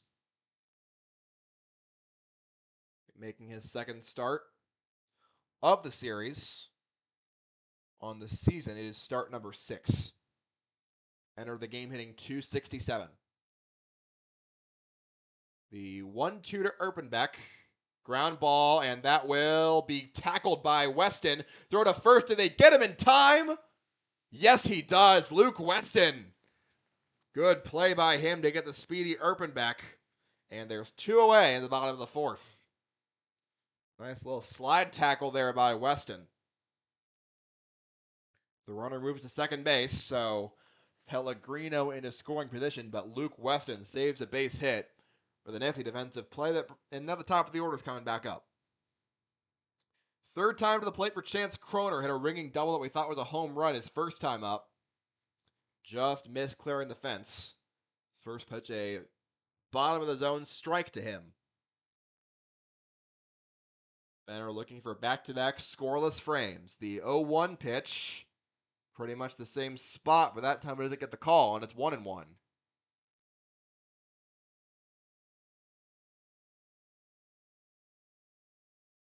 Trying to finish off the Bears again.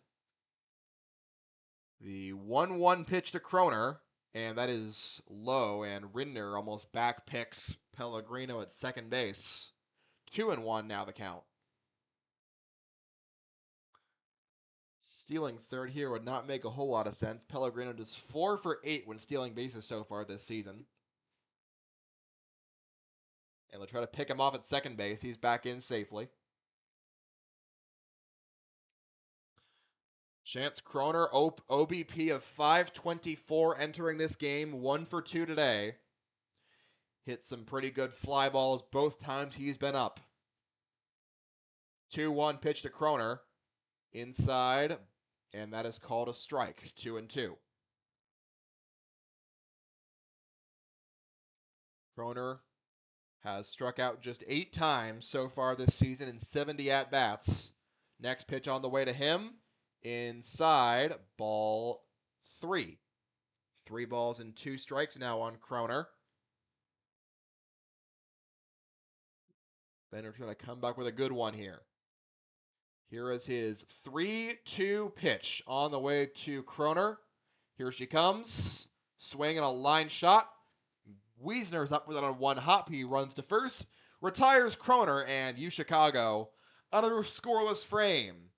We go top 5. It is 6-3 Maroons in front in St. Louis.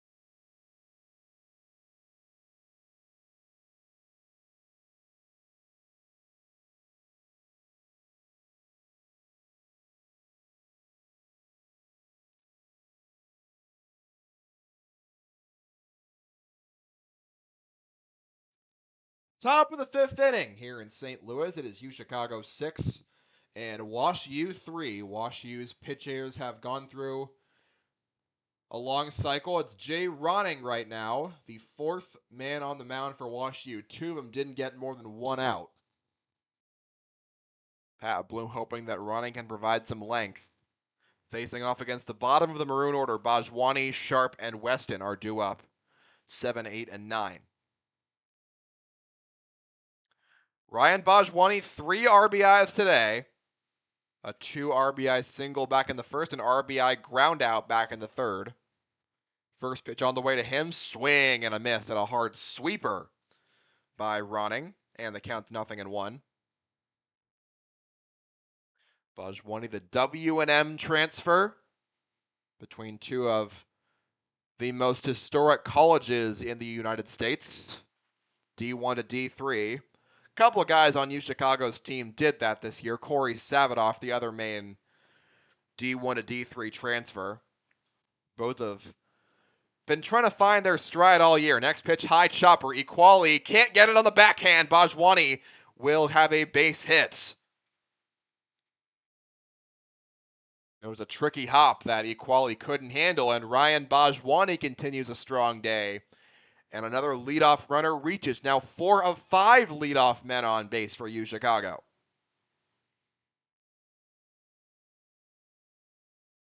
Jack Sharp up next. Another veteran for the Maroons. He's been a starter for 3 years now. And the back pick goes to Bajwani. He is safe.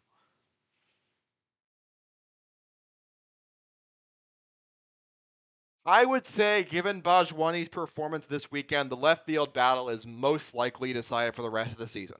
I think it's going to be him over Miller and Reed. First pitch on the way outside of Jack Sharp with a breaking ball, 1-0. Bajwani has just gotten better as his starting role has expanded. He's making his 10th start of the year. He just got hit number 10 of the year. Oh, that one goes over the head of Sharp, and that's nowhere close, and it misses the catcher. So Bajwani will take second base on a wild pitch. Maroons have put a runner in scoring position every inning but one. They've scored in 2 of 4.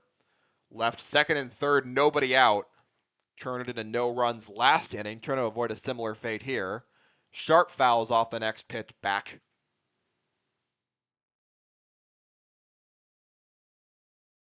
Two balls and a strike on the Maroons senior. Entered the game batting .259, reached 100 career hits late last year during conference play.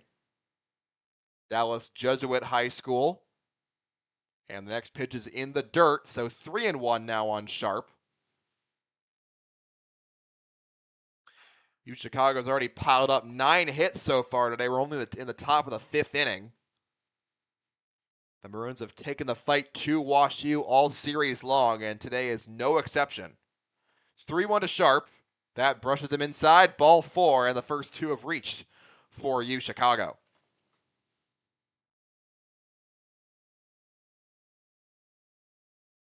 Jack Sharp making his 136th career start. He has started all but 9 of the games he's appeared in for UChicago.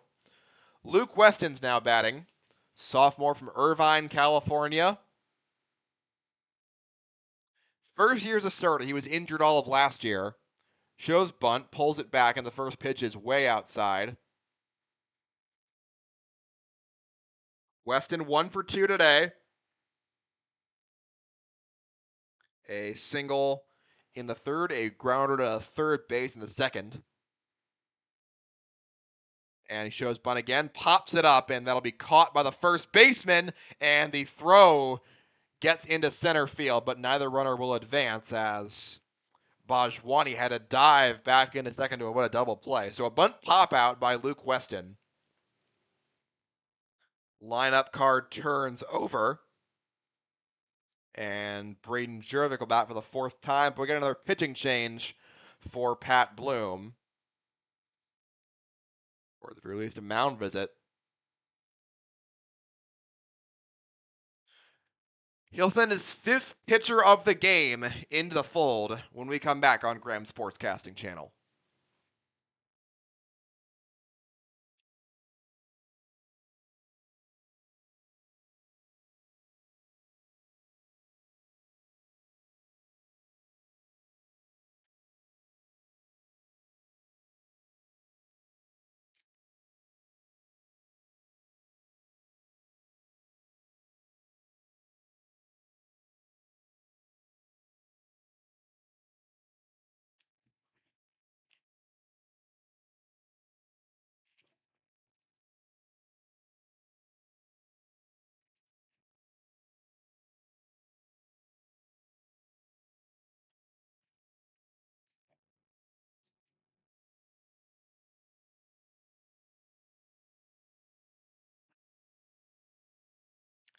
Next pitcher into the game for WashU here in the top of the 5th inning, it's Parker Guthrie. Right-handed junior from Baldwin, Missouri. Didn't have to go very far to find his college choice. 6'2", 215, and very capable of giving WashU length when needed. He's gone 3+ innings 3 times this season and pitched to an excellent ERA of 1.53.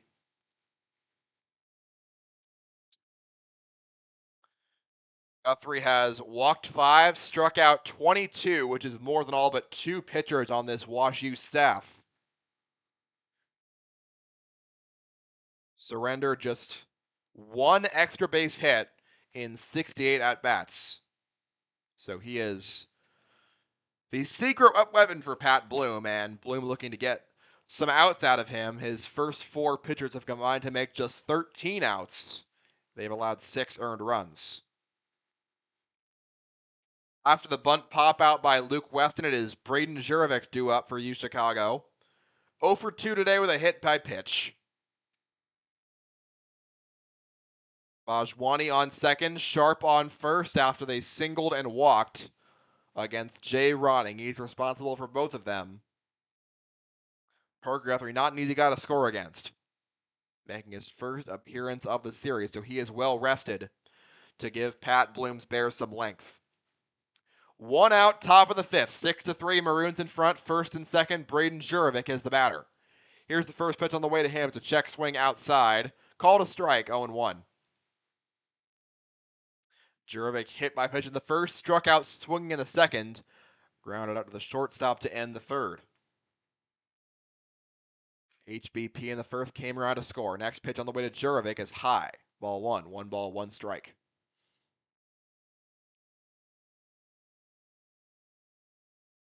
Jurovic still looking to get on base to challenge again for the league lead in stolen bases. That was untied by Cooper Green. Next pitch held for a while on the outside corner by Burke, but it's called a ball. 2-1 now on Jurovic.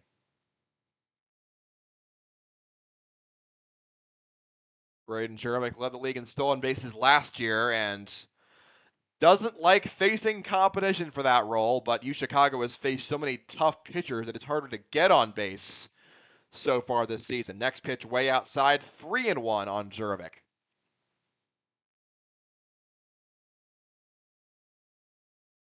The Maroons with the number 1 strength of schedule in the country. They have faced top 20 team after top 20 team. Sets against Center, Pomona Pitzer, and now WashU. And those Florida games against Johns Hopkins and Endicott. Swing and a miss by Jurovic at a breaking ball, and it's 3-2. Their 19th game of the year, and it is their 11th against a ranked opponent. Most of those games have come on the road. They return to J. Kyle Anderson Field for the first time next weekend as Guthrie lifts the plant like to look Bajwani back to second base. Still 3-2 on Jurovic, trying to reach base for the second time this game. Kevin Terrell's team looking for their 4th top 10 win of the year. Both runners at takeoff as Jurovic takes a look at ball 4, and he walks. So the bases are now loaded with still just 1 out in the top of the 5th inning. Ajwani moves up to third base and Sharp into second. Eric Rinder with a chance to do some serious damage here against one of WashU's best pitchers. Just the 6th walk that Parker Guthrie has surrendered so far this year, and he is, as we said, only allowed 1 extra base hit. Eric Rinder, one of the top men in this UChicago lineup at getting on base. First pitch to him, takes a look at ball 1, misses the inside corner. Rinder has not recorded an at-bat yet. He has been hit by 2 pitches and walked once. If that happens again, he will be walking in a run. 1-0 from Guthrie. Swinging a ground ball through the left side, base hit. 1 run is in, Sharp stop sign at third. Everyone else up 90 feet. Eric Rinder with an RBI single. It is 7-3 UChicago. Infield was playing in, and Rinder has put a ground ball between Equali and Pellegrino in the left side of the infield. 7-3 Maroons. First RBI of the game for Eric Rinder, his 2nd of the series, his 5th hit of the series. And the baton passed to Mike Gladden. Kind of got you one up right now. Gladden takes a look at a breaking ball for a called strike. 7 different Maroons have scored runs so far this game. That time it was Bajwani. If Jack Sharp on third could score, that would make it 8. Guthrie has the sign, looks in, 0-1 pitch to Gladden, fly ball, not especially deep. The catcher and the first baseman both over to take a look, but it will go foul, and it's 0-2 quickly on Gladden.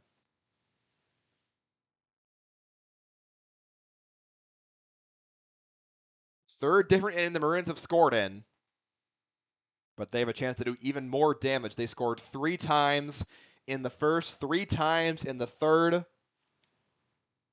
and really tear this one up with a big hit here from Gladden, who is the guy that the Maroons trust to hit these big hits.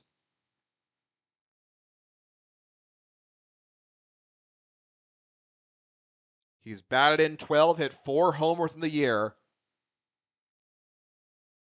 Behind 0-2 here against one of WashU's best in Parker Guthrie. And here comes the pitch, and that is high. Ball 1.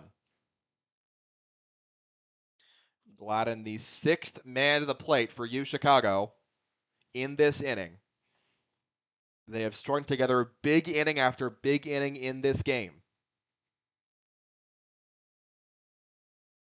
Leading 7-3, bases juiced, 1 out. And the 1-2 to Gladden, down and away, ball 2. Gladden 2 for 3 today, a single, a double, and a grounder to third base. He's scored 1 run, hasn't knocked any in yet. That could change here. With this 2-2 pitch from Guthrie. Here she comes. Oh, on the outside corner, strike 3 called, and Gladden knows it. Great pitch there from Guthrie. Dropped the breaking ball in there. 2 away for UChicago now in the top of the 5th inning. That brings up Max Wiesner, 1 for 3, a run scored. Had a leadoff double in the 2nd inning, came around to score. Struck out and fouled out the other 2 times he's come up. First pitch from Guthrie is taken right down the heart of the plate, a fastball for strike 1.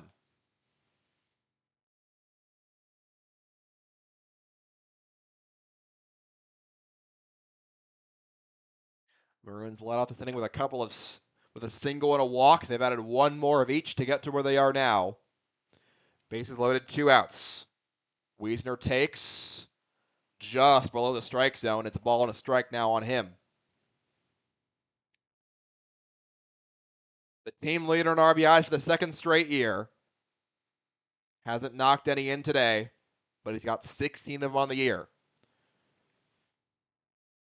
1-1 pitch coming from Guthrie. It's on the way. Check swing. He held up. 2-1 on the pitch up and in. No, he didn't. Late overturn by the field judge after a late appeal, 1-2 on Wiesner.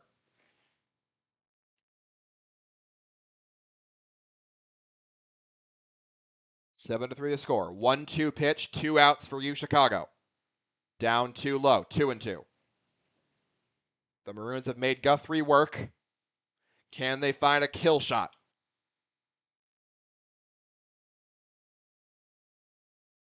Trying to win this series against the top 10 team in the nation. Get back in the tournament conversation. Wiesner standing in the 2-2 pitch. Swing and a miss. And Wiesner is punched out. Back-to-back Ks for Parker Guthrie. And the Maroons leave them loaded, but they do score one. Top of the fifth inning in St. Louis on Graham Sportscasting Channel.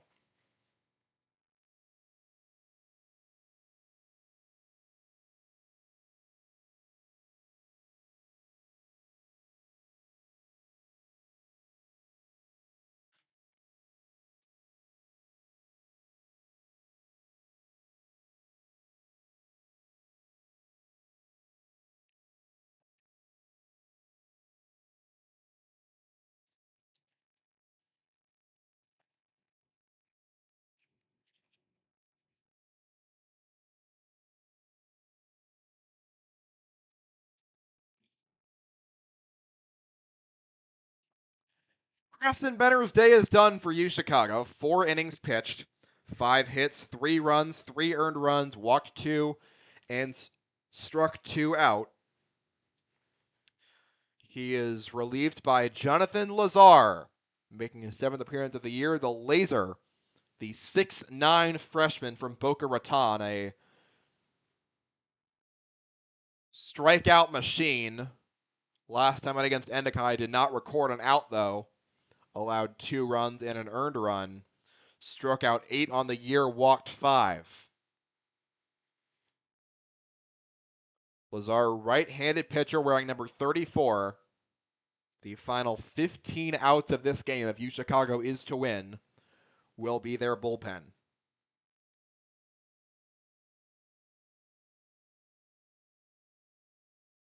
The Maroon offense has put consistent pressure on the Bears. They've scored 7. They've also stranded 9 more, which gives you an idea of how close the Maroons have been to just completely tearing this one open. Bottom of the 5th inning, 7-3. 2, 3, and 4 drew up for WashU. That's the part of the lineup that has done the most damage to them. Ryan Soong, Cooper Green, and Jacob Whitty. Soong with a homer and a single. What you want to avoid is a couple of walks. I think you can live with Ryan Soong beating you, but you can't live with you letting Ryan Soong on base. He's 2 for 2 so far today. Double and a triple shy of the cycle. Homer and a single. He recorded off of Preston Benner. Jonathan Lazar is in. He fires the first pitch. As expected, it is a fastball, and it misses wide. 1-0. He is a flame-throwing right-hander. If he can locate his stuff, watch out. 1-0 pitch. Soong squares the bunt, pulls it back, and Lazar parks a fastball in the outside corner. 1-1.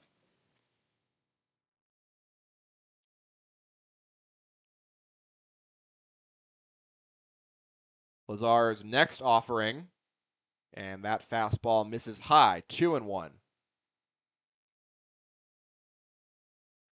Soong content to sit here for a while. He's got 6 RBIs on the series, 4 of 11 hitting, 2 homers. Next pitch again misses high. It's 3-1. This is what you're scared of, is Lazar losing command of his pitches and letting too many free runners on base. It's how you blow this lead. 3-1. That brushes Soong in. It's ball 4. And a leadoff walk for the second straight inning for WashU. Soong did not lift the bat off his shoulders except to flip it after he walked. Cooper Green up next. Runner on first, nobody out. Soong a healthy leadoff first. And he's going. Pitch is a fastball ball. Throw it on to second is wide of the bag, and Soong grabs second base easily. And for Ryan Soong, that is still on base number 10 on the year. His now outright third place in the UAA. Not third base. He plays right field. 0-1 now from Lazar. Swinging a foul back. He was late on that fastball, and it's quickly 0-2. Make it 1-1 on Green. Cam was wrong. 1-1 the count. Now it's 0-2 again. What are we doing here? We're going to say 0-2. We're going to say Lazar is one pitch away from striking this guy out. The 0-2 on the way to Green. And it is strike three called. A fastball sears the top of the zone, and it is 1-2 and good night for Cooper Green. Strikeout number 1 for Lazar. Strikeout number 3 for UChicago pitching on the day.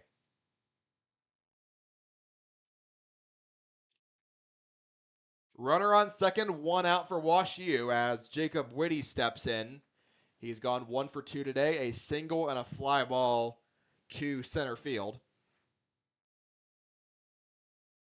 Whitty, a .355 hitter, starting all but 2 games for WashU before this game. First pitch on the way. It's a high fastball.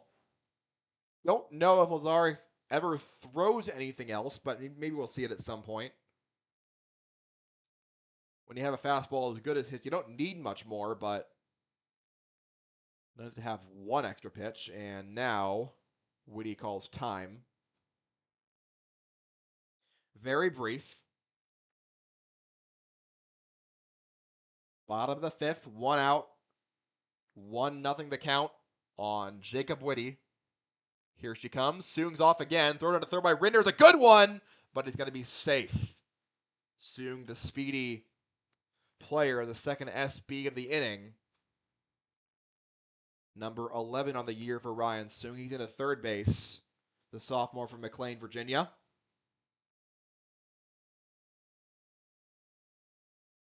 1-1 now the count on Jacob Whitty. Swing and a slow chopping foul ground ball. 1-2. If Lazar can just keep striking them out, it will not matter. There's a runner on third now. Ryan Soong has terrorized the Maroons all series.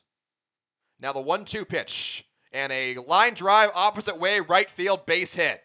Down in toward the right field corner, and racing around first into second base is Jacob Whitty. And that will play to run. Soong scores. It is 7-4.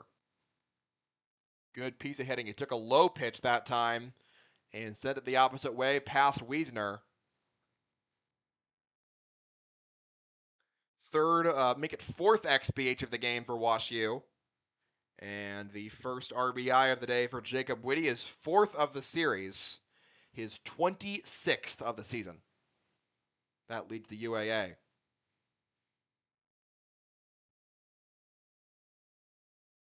So WashU back on the scoreboard.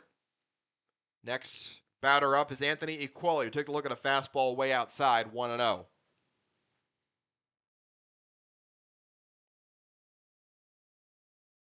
Lazar, more balls than strikes so far in his outing. The laser trying to guide a strike through the zone this time. Swing and a miss by Equali as Lazar just blew a fastball by him. And he will take time to think about that last pitch now. Go over and talk to his hitting coach over there at third base about what to do about that kind of pitch. Equali's 0 for 2 today. He struck out and flew to right. He started every game this year, one of 4 WashU Bears who can say that, alongside Shane Pellegrino, who's in the hole, Cooper Green, and Kevin Stevens, who's on deck. This is a long time out, and finally our home plate umpire will come over to break it up.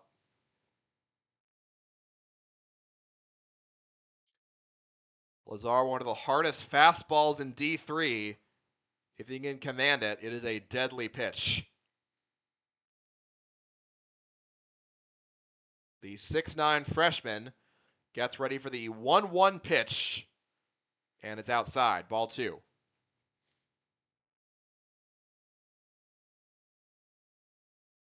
That one had a little bit of break on it, but Equality did not offer at it.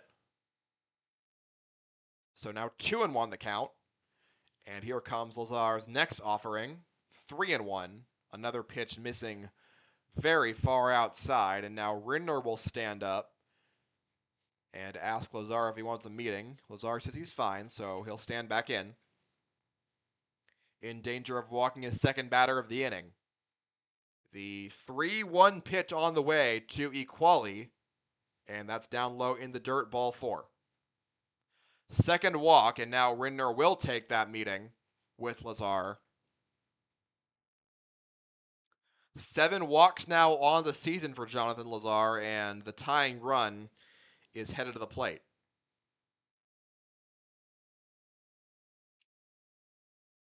Kevin Terrell's not coming out there, so it looks like Lazar. Oh, now we have a visitor to the mound from the dugout, and they will pull Jonathan Lazar. Here comes Kevin.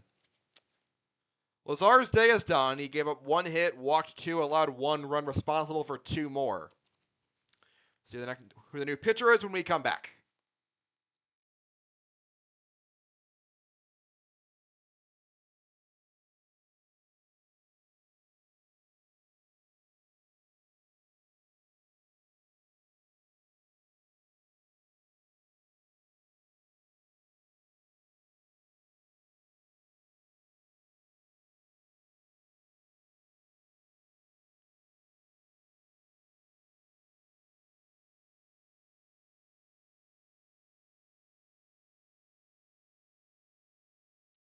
New pitcher for Kevin Terrell's Chicago Maroons is right-hander David Flanagan, junior out of Huntington Woods, Michigan.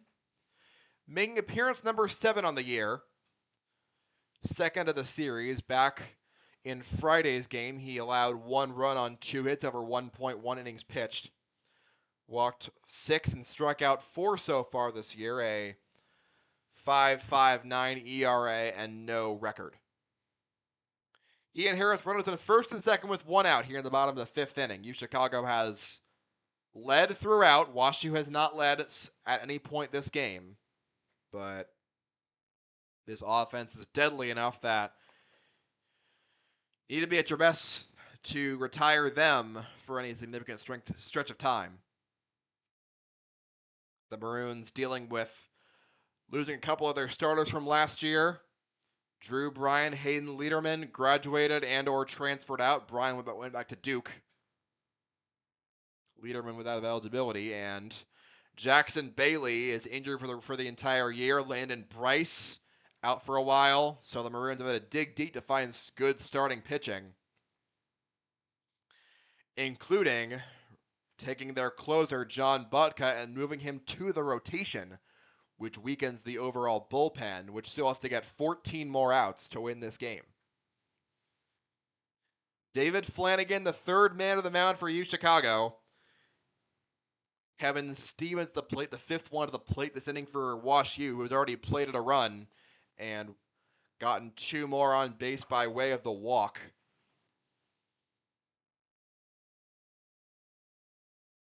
Now Flanagan faces off against Kevin Stevens, who is 3 of 15 in this series. First pitch, ground ball, past Bay into left field, base hit.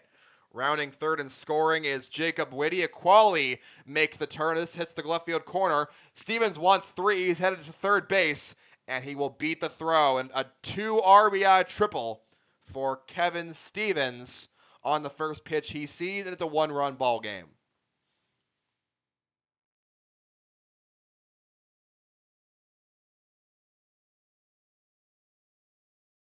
Fourth hit of the series for Kevin Stevens, and RBIs number 2 and 3 on the series. RBIs 19 and 20 on the season, his first hit of the game.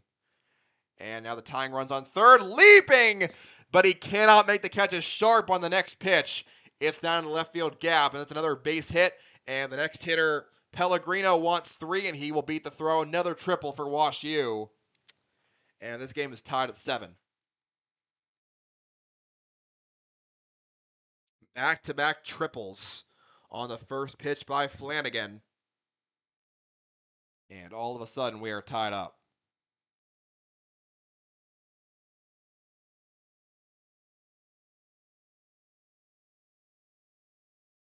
Miles Burke stands in next. Go ahead, run at third base is Pellegrino. David Flanagan's thrown 2 pitches, allowed 2 triples. He bunts it long. This will score the run. Wiesner receives, and he goes ahead and tags the runner out. The run scores. WashU leads 8-7. RBI sacrifice bunt down the first baseline by Miles Burke.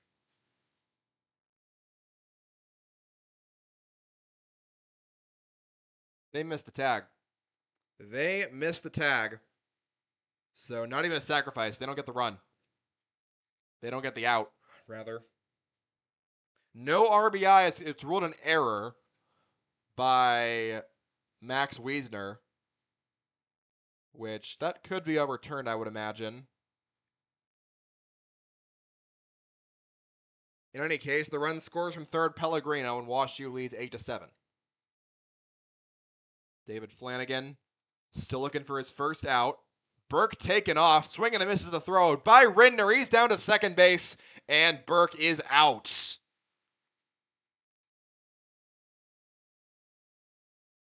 He is caught stealing, and that's the second out of the 5th inning. So, ended up being out after all. WashU still leads. Josh Urbanbeck, the 8th man to the plate for WashU. They played at 5 this inning. 2 outs, nobody on. Pitch by Flanagan. Misses the outside edge, 1-1.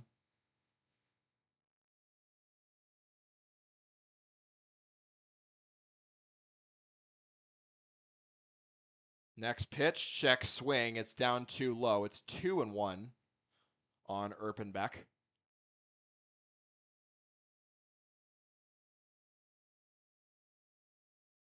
David Flanagan trying to prevent any further damage. Ground ball, and it's slowly hit. Fielded by the pitcher, and a one-hit hop throw to first is in time. Flanagan gets the out. But WashU plates 5 and takes the lead in the 5th inning. We go top 6. It's 8-7 Bears on Graham Sportscasting Channel.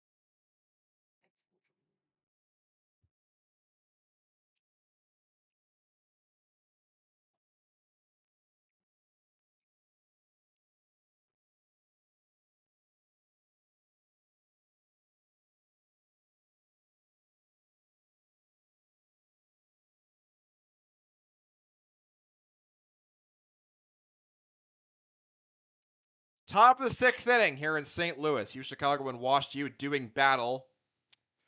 It's been a back and forth affair. WashU scores 5 times in the 5th inning, and they take the lead 8-7. They've still got one of their best on the mound right now in the form of Parker Guthrie, who came in as the 5th reliever for Pat Bloom, but has performed well so far, limiting the damage to just 1 run. Struck out back-to-back batters to end the 5th inning, and now he faces 5, 6, and 7, Bay, Belden, and Bajwani. First pitch on the way to Bay, swing and a miss. Bay goes over top of a breaking ball. Guthrie induced plenty of whiffs in that 5th inning, already his 5th whiff of the ball game.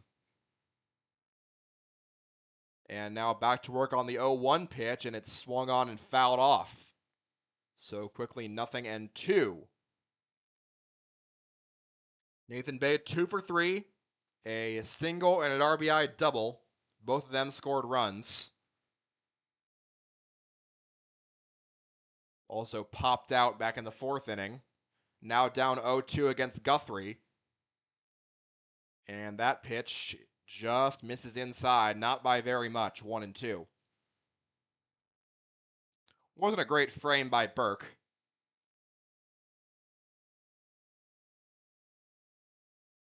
Next offering, the 1-2 pitch from Guthrie. Outside. Again, didn't miss by a ton, but it was a ball. 2-2 to the count on Bay.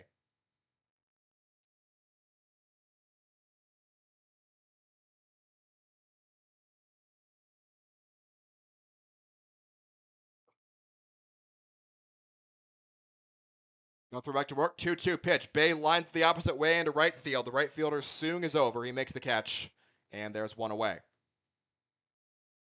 Bay now 2 of 4 on the day, 6 of 14 on the series. And that brings up Harrison Belden.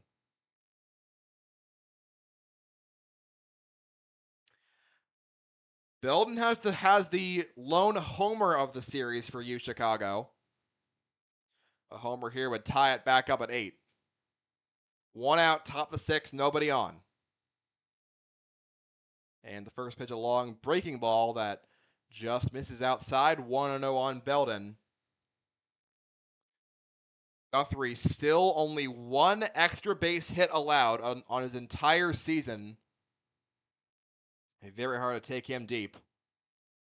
And 2-0 now on Belden. Next pitch misses inside.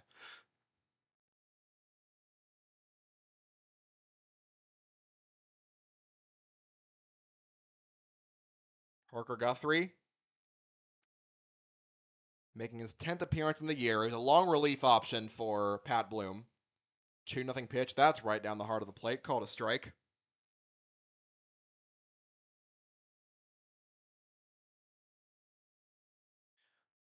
Junior from Baldwin, Missouri.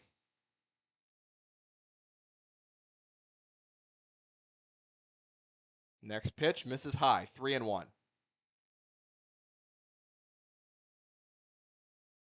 So Belden 1 ball away from reaching base. Already 1 walk allowed by Guthrie to the first man he saw, Braden Jurovic. The Maroons have not gone down in order yet today. 3-1 pitch to Belden. And that is called a strike. Nips the inside corner. 3-2.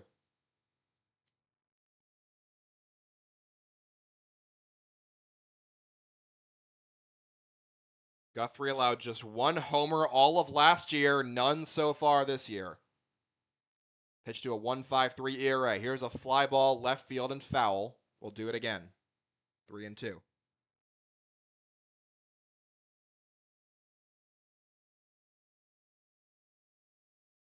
Opposing hitters just 176 against him. Hit only 2 batters, walked only 5 entering this game. Belden looking to reach. The 3-2 pitch from Guthrie. Swing and a miss through a hard fastball. And Belden is strikeout victim number 3 of Guthrie, and there's 2 down in the 6th.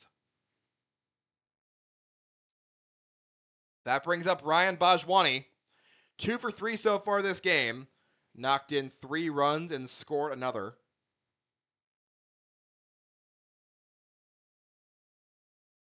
One of 7 different Maroons to score a run so far today. They are in danger of going down in order for the first time today. First pitch to Bajwani, a breaking ball that misses the zone for ball 1. Bajwani, a couple of singles and a ground ball that scored a run. A productive day so far for the left fielder. 1-0 to Bajwani. Ground ball, that is just foul. Would have been extra base had it stayed fair. Instead, it's 1-1.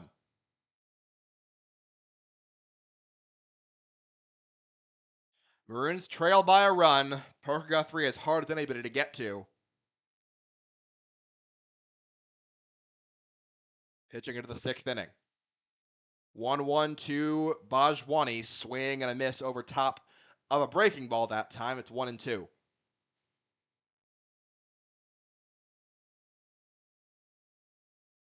Bajwani's knocked in a game-high 3 runs, but at this point, just want any kind of traffic to put some pressure on Guthrie. Top 8, 2 outs, the 1-2, fly ball, right field foul. Top 6, I should say. WashU leading 8-7. They made Guthrie work this inning, but they have not reached base.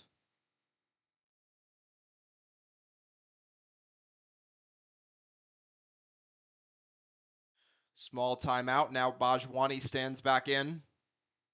And the 1-2 again from Guthrie. And he fights it off into right field foul. Tough pitch to foul off. That was a good breaking pitch that would have nipped the very bottom of the strike zone had he not swung. It is a tough, tough matchup for any Maroon hitter. Jack Sharp waits on deck. Bajwani still down 1-2. Burke sets up outside. The pitch is outside, and it's ball 2. Trying again to expand the zone a little bit more. Bajwani did not bite. All of his prior at-bats ended in 3 pitches or less. This one is going to at least 7.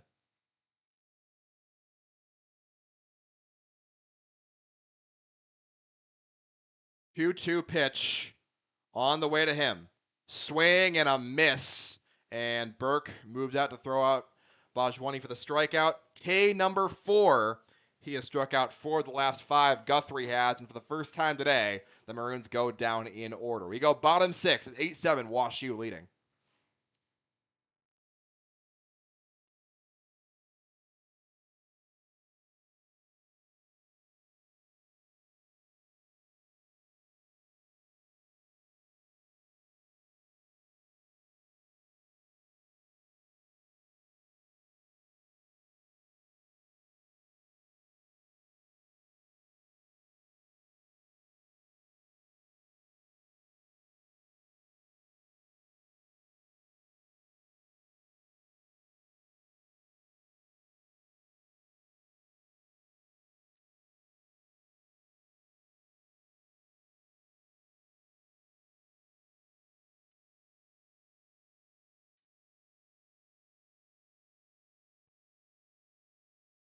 Bottom of the 6 here in St. Louis. Game 4 of this 4-game series between the Chicago Maroons and WashU Bears battling in a pivotal UAA matchup. The Maroons won the first 2 games. WashU won the third and just came back with a 5-run 5th inning to take the lead here in game number 4. David Flanagan continues on for UChicago. He was greeted very rudely by the Bears with a pair of first pitch triples that gave the Bears the lead. Now he pitched into the 6th inning. The third pitcher, I should say, for Kevin Terrell.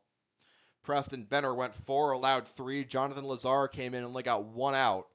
Flanagan came in relief of him. Now facing the top of the WashU order. Chance Cromer is 1 for 3 today with a double. First pitch on the way to him, he drops a bunt down, and it's foul.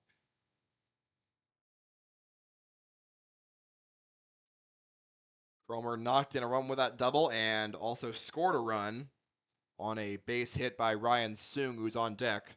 The Maroons have not been able to retire Soong yet today. Cromer has driven in 2 runs this series. Next pitch to him, and that just misses the outside and is 1-1.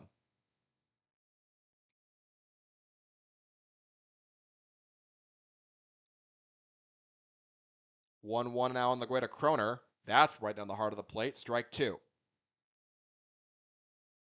1-2 the count on Kroner. Flanagan looking for strikeout number 1. Next pitch. Fly ball, left field. Bajwani over for a look, but it's going to go foul.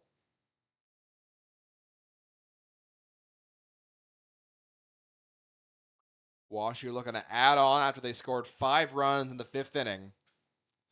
Taking the lead, looking for a series split. against their arch rivals. Now the 1-2 pitch again. Swing! Miss by Kroner. David Flanagan gets the punch out.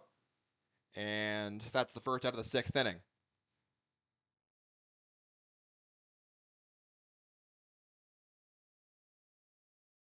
Kroner not one to strike out very often. That was just his 9th of the season. That brings up Ryan Soong, where the Maroons have not been able to sit down so far today. 1 out, bottom 6. First pitch on the way to him, and it misses low. Ball 1.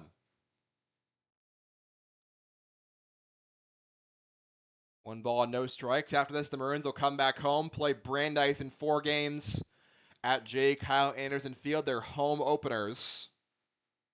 Strike 1, same spot, a little higher. They'll play each of the 5 UAA teams in a 4-game series. They'll have that Rate Field game in mid-April against Illinois Tech. And I believe they'll also play Aurora and Wheaton late in the year on the road. Next pitch on the way. It's another strike. Keeps going to that low fastball, and he's gotten Soong to a 1-2 count.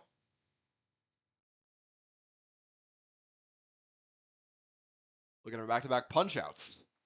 David Flanagan is. His 1-2 offering. Swing and a miss. Breaking ball that time. Escaped the zone in a hurry.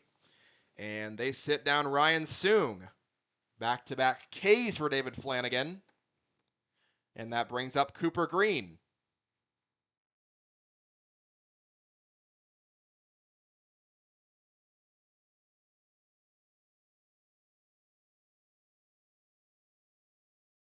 Two down, nobody on for WashU. First pitch on the way to Green. It's low and outside. Ball 1.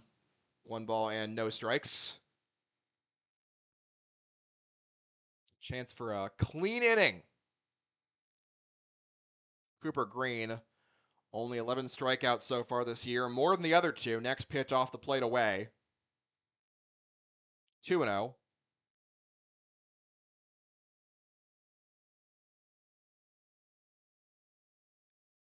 Next pitch from Flanagan, and that will be a strike.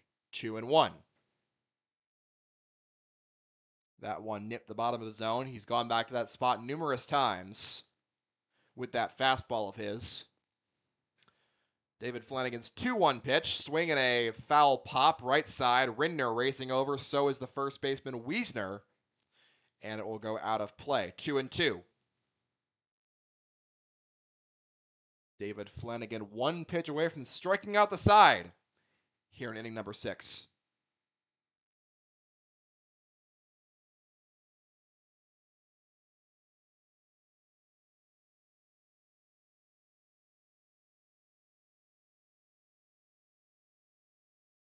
Flanagan back ready. Rindner gets to give the sign. The 2-2 pitch. Swing and a miss. David Flanagan retires the side in order.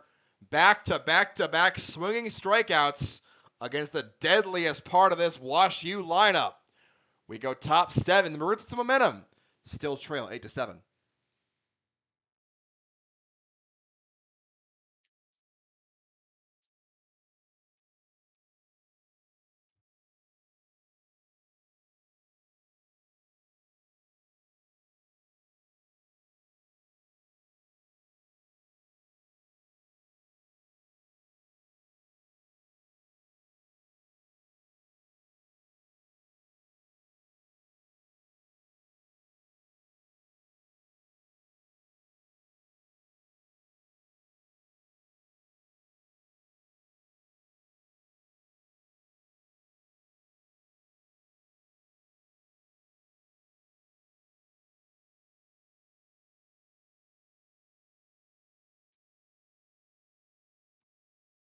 Top of the 7th here at Kelly Field.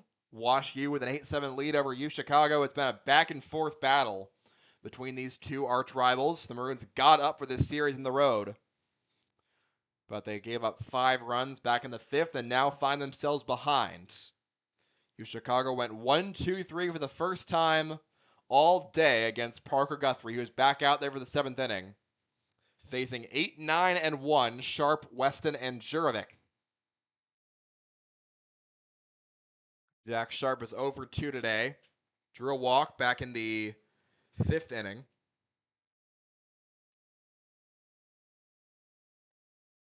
One of the most well-traveled players on either team in this matchup. First pitch to him. That misses in. The Maroons have been able to work the count very well against Guthrie. They just have not gotten on base very much. Only two of the 7 batters who have faced him have reached, and he sat on each of the last 5. Pitch on the way to Sharp is fouled off and back. Into the netting, counts 1-1.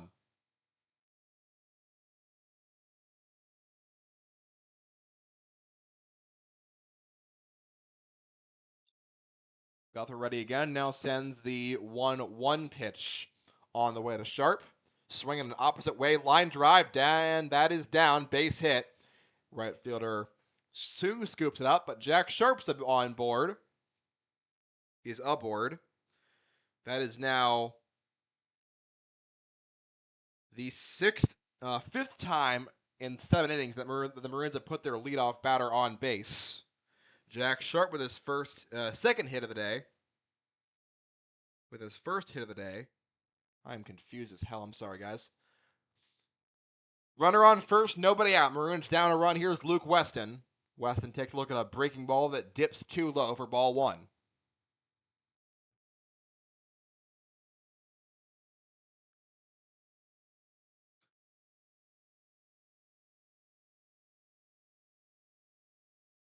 One-0 pitch. Sharp leads. Weston swings right through a hard fastball. Counts 1-1. Already 4 strikeouts over 1.2 innings pitched for Guthrie. Retired 4 batters in a 5-batter stretch via the strikeout across the 5th and 6th innings. 1-1 on the way to Weston. Swing and a miss through another healthy fastball. And Weston's now behind 1-2.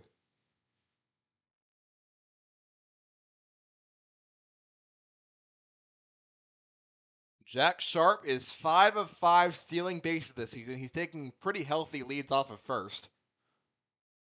Miles Burke wants to cut him down. Here he goes. Pitch way outside of the pitch out, and Sharp is going to be caught up in traffic. Back to first. Did he get back in time? He is out. It was a pitch out. They knew what he wanted to do, and Sharp is retired. Picked off and caught stealing. So the first caught stealing of the year for Jack Sharp. WashU read it perfectly, and now it's 2-2 to Weston with nobody on base and 1 out. Sharp realized his mistake and stopped halfway through. He almost dived back to the base in time, but he was ruled out by the umpire. 2-2 to Weston. Down and away, 3-2. Gonna hurt if Weston just draws a walk here and would have sent Sharp to second base anyhow. Top of the order due up next. Jervik on deck for his 5th plate appearance. And the 3-2 to Weston. Swinging a ground ball back in the middle for a base hit. And that'll be the second hit of the inning, courtesy of Luke Weston. He is aboard. Second hit of the day. And the Maroons have a 1-out base runner. And Pat Bloom coming out. That'll be all for Parker Guthrie. He got 6 outs. Allowed 3 singles, struck out 4, and walked 1. And we'll tell you about the new pitcher when we come back on Graham Sportscasting Channel.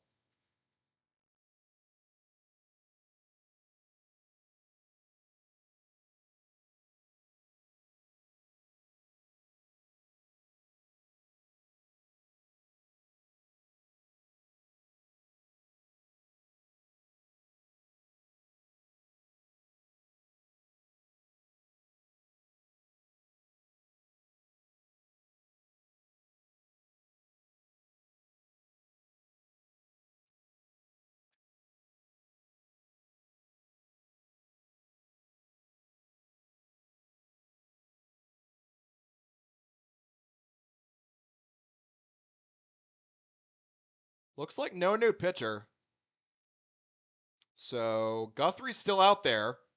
He will face Braden Jurovic, despite a Visit from Pat Bloom. Guthrie managed to shake him off and shows the trust that Bloom has in him. He's facing Jurevich now. Runner on first with one out, and Jurevich takes a fastball in.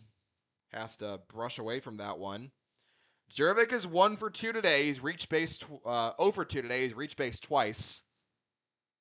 Hit by pitch and walked. Second time he's seeing Guthrie. Guthrie's next pitch is a fastball that misses in. 2-0 now on Jurevich. An OBP of 393 for the senior. Steals bases like nobody's business. Luke Weston on first only attempted one, and the Maroons were punished for trying to steal last time up. 2-0 pitch. That's outside. 3-0. So Jurevich in the driver's seat.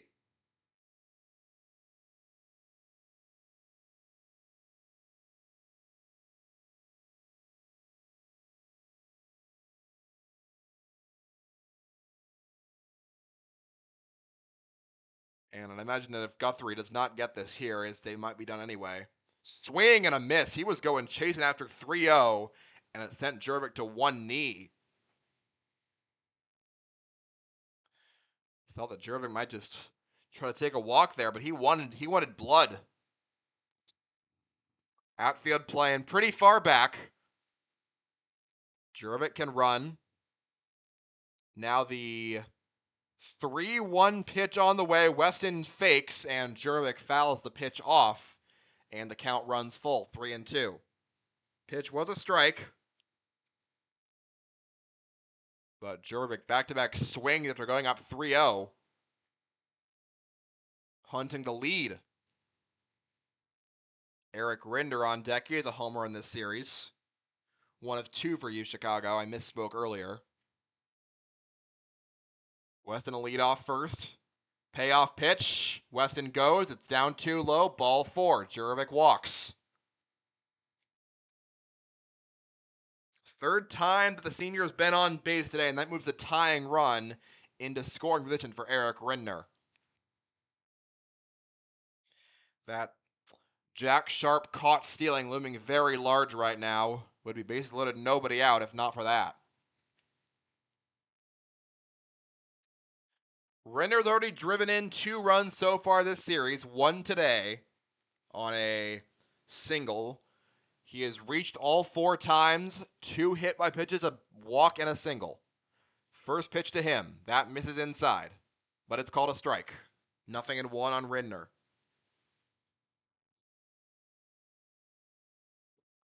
And Rinder, another one of those batters that parks himself so close to the plate you can think that strikes or balls. This is where they are in location to him. Next one is way outside, and Burke does a good job blocking it to keep Weston and Jurevich where they are. 1 ball and 1 strike on Rinder. 1 for 1 today, 4 times reaching base. Trying to find a gap somewhere to give UChicago the lead. 1-1 pitch to Rinder. Swinging a fly ball deep out to left field. Rinder tags it well, and it is there. 3-run check. The show goes on. Eric Rinder. UChicago has the lead.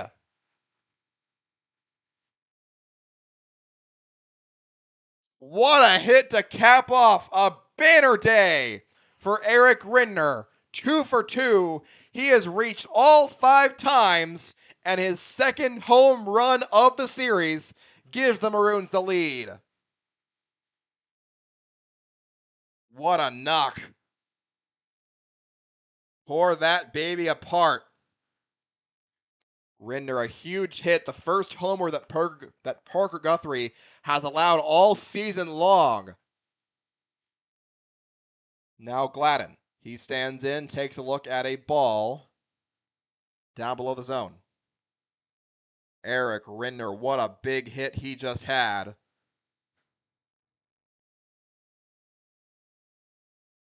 1-0 pitch to Gladden. It is a strike on the inside corner. Home run number 5 on the year for Eric Rinder. Hit 2 homers in the final game of the series against Rose Holman. All 5 have come since March 14th. Next pitch fouled off by Gladden. It's 1-2. Guthrie's still out there. Pat Bloom's decision to keep him in may have been unwise as he has surrendered the lead on the 3-run blast by Rindner.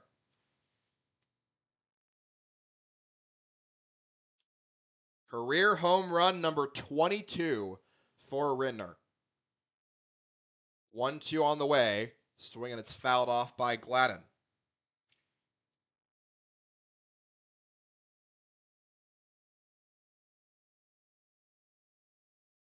What a hit for the senior. We'll be thinking about that one for a while, especially if the Maroons go on to win this game.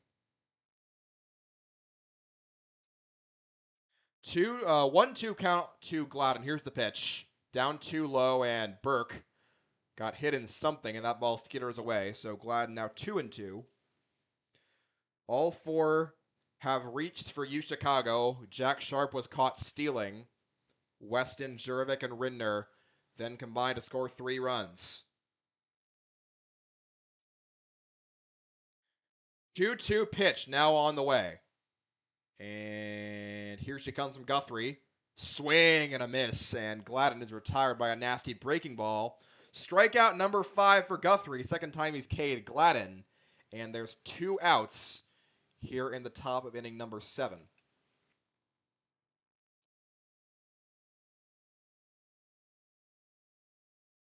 10-8, UChicago in front off the 3-run jack by Eric Rindner. 22nd career home run.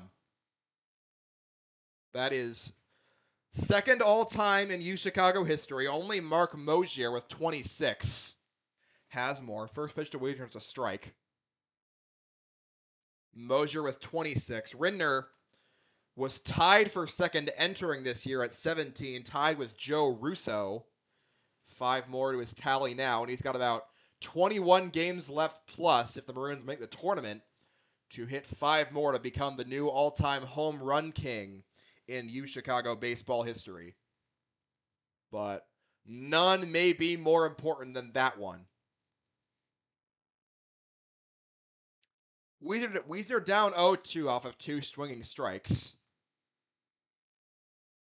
And now Guthrie sends the 0-2 pitch his way. It's high. Home run, single, 2 hit by pitches, and a walk.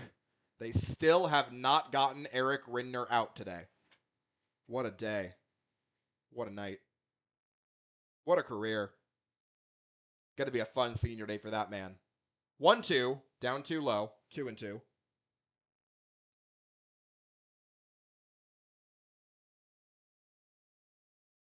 Eric Rindner also entered the series top 10 in UChicago history in total number of hits and total number of runs scored. Those will both go up with that homer. 2-2 pitch on the way to Wiesner. Opposite way, line drive, and it will be flagged down and caught by the second baseman, Cromer. And we stretch. UChicago reclaims the lead. A 3-run blast by Eric Rindner. We go bottom 7 here on Graham Sportscasting Channel.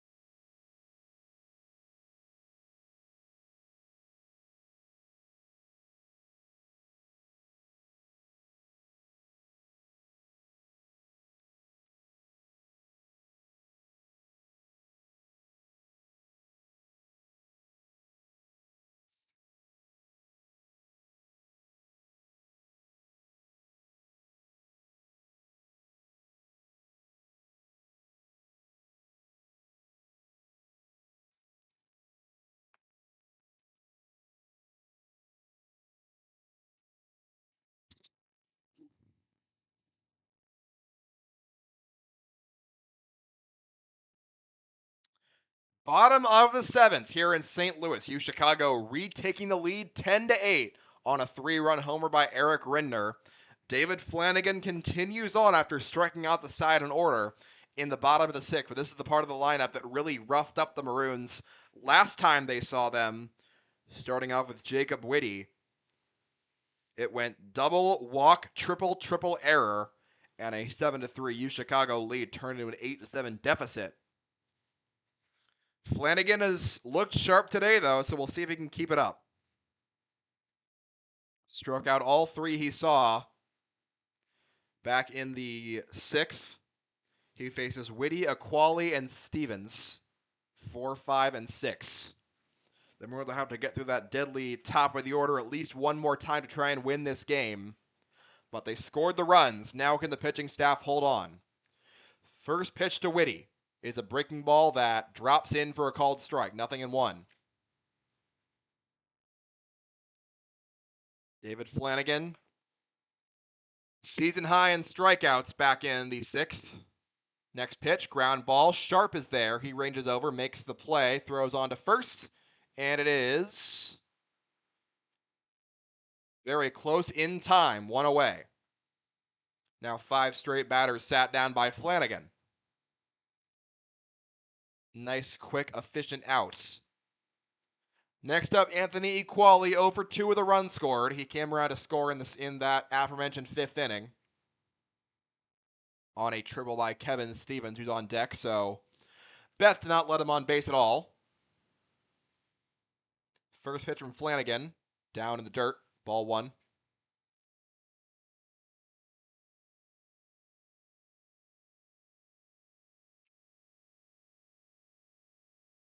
Flanagan got the final 2 outs of the 5th and all throughout the 6th inning. Now 2 innings pitched full.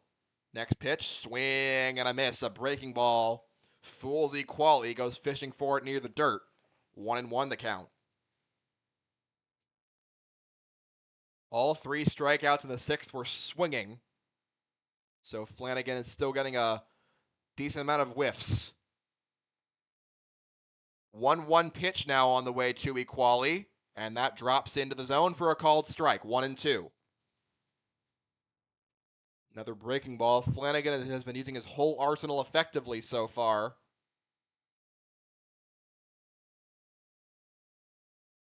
1-2. Check swing. Did he go? He did! Another strikeout. No, he didn't. Okay. Graphic on screen fooled me. We did not see the first base umpire who has migrated over from the field. With no runners on base, he goes over there. He did not go. 2-2 now. Holds up again. That time he's punched out. Strike 3 called. That time for real. And there's 2 away in the bottom of the 7th. Second time that Equali has K'd, and Flanagan's now punched out 4 batters. He's having fun out there on the mound. David Flanagan in line for the win. We're to exit right now, but he wants more. He wants to get all these outs. Kevin Stevens at the plate. He greeted Flanagan with a triple his first time up. Swings away at this pitch and pops it a mile high. Rinder's over for a look, and it'll be into the netting for a foul ball. Stevens has ended his at-bats fast. It's been 4, 2, and 1 so far. David Flanagan, data science major, and econ major, data science minor, I should say. Junior from Huntington Woods, Michigan. 0-1, ground ball. Bay with the backhand, sets his feet, throws on to first. Low throw, but it's picked cleanly by Wiesner. And another 1-2-3 inning for Flanagan. We go top 8, UChicago 10, WashU 8.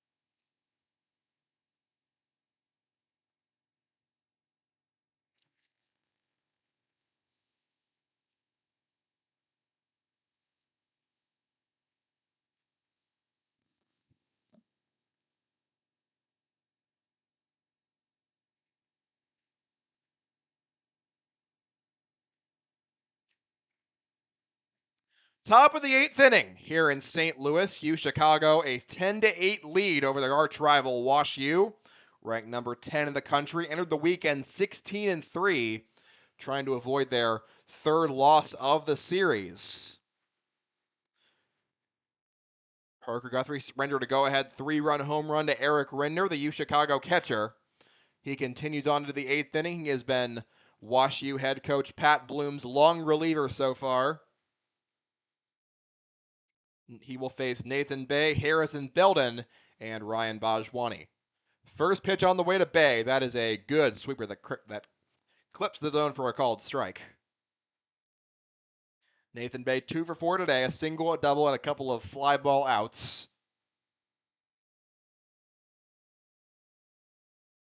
Next pitch, swing and a miss, and another breaking pitch. That was a slider down in the zone. Nothing in too quickly. So Guthrie's stuff is still very lively, but the Maroons are able to pounce on his pitches and take the lead back in the 7th. 0-2 pitch to Bay, outside, not by much, but it's called ball 1. 1 ball and 2 strikes. Now the count. Top of the 8th inning. UChicago with a 2-run edge. Here comes the 1-2 pitch. And that just barely misses. Probably too close to take if you're Bay. 2-2 now. I would not advise him to take that pitch very many more times. We're going to put their leadoff man on 5 of 7 times so far this game. And Bay fights off a pitch in pretty much the same spot. He listened to that call. Still 2-2.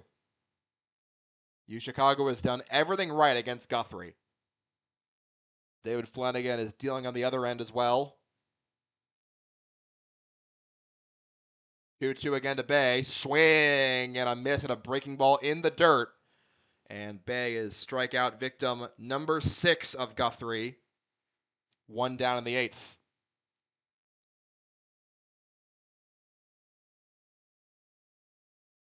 Guthrie has still pitched very effectively in long relief.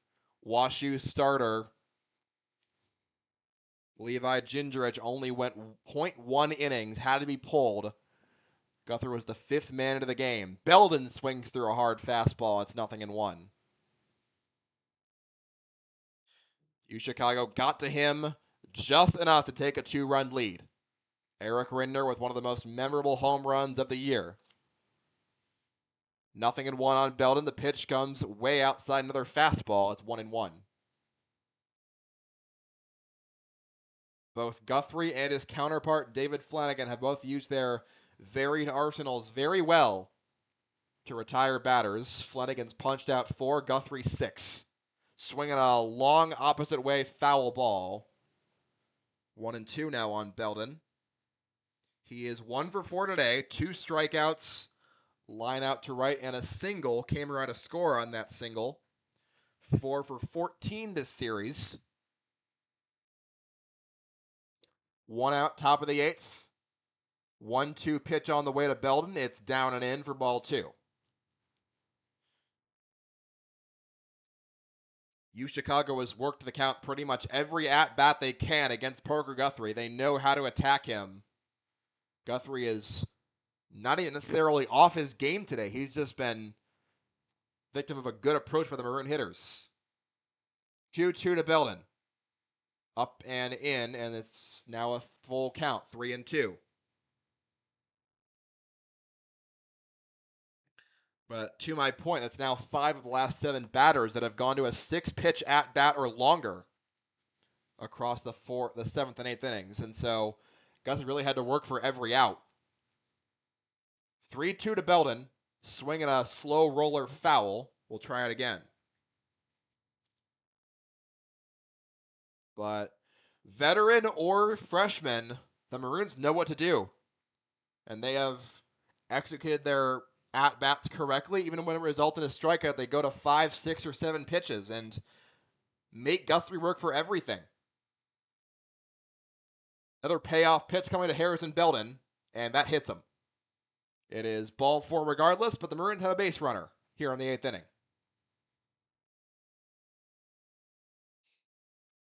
And Guthrie's pitch count's now north of 70. It is at 77 after Belden. We'll see. Yeah, here comes Pat Bloom. And his day is done. Guthrie pitched well. The Maroons made him work for everything. And he finishes with a final line. Let me do some calculations real quick. He allowed 4 hits, struck out 6, and just walked 1, make it 2, across 3.1 innings of work. But the Maroons made him pay with a 3-run homer. He's the line for the loss, as WashU will send in their 6th pitcher of the ball game. We'll tell you about him when we come back.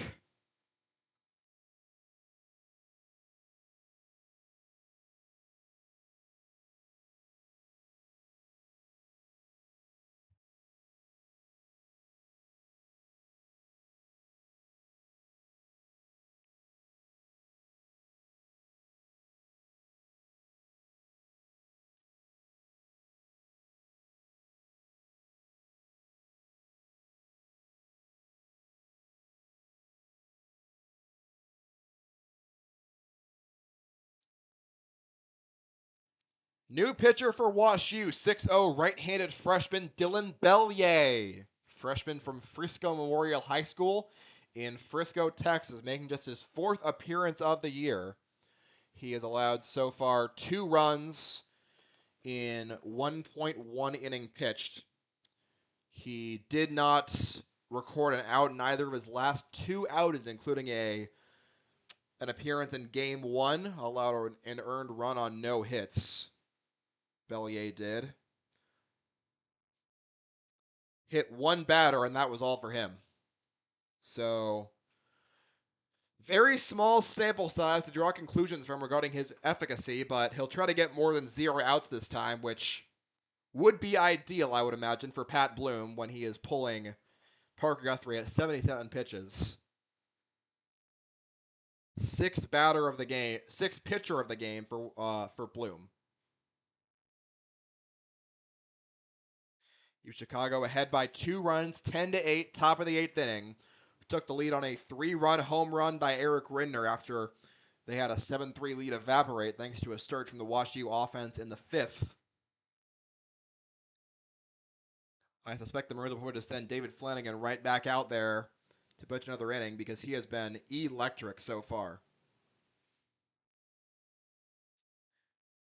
Runner on first and 1 out. It was a hit by pitch for Belden that would have been ball 4 anyway. Ryan Bajwani bats. He's 2 for 4 today. Knocked in 3 runs. And a back pick to first. It's a good pickoff throw, but Belden reacted well to get back in time.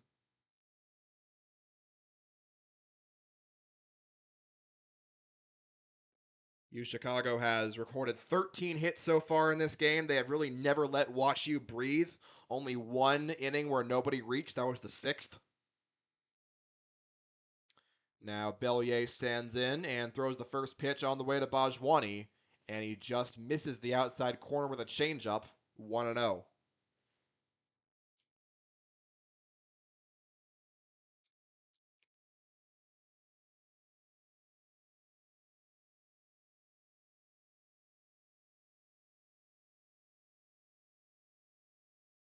And a swing and a miss. Runner's going. Belden is down to second base.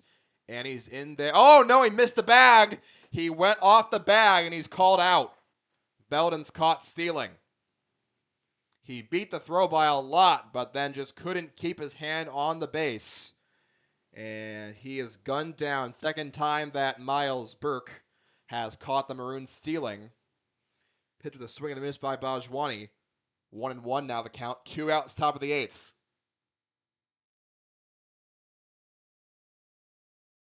1-1. That is down and away, a sweeping slider. 2-1 now.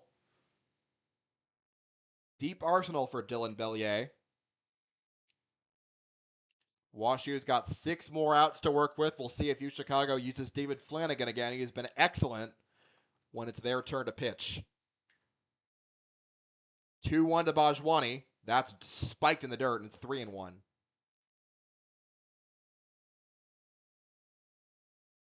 The William & Mary transfer trying to reach base for the 3rd time today.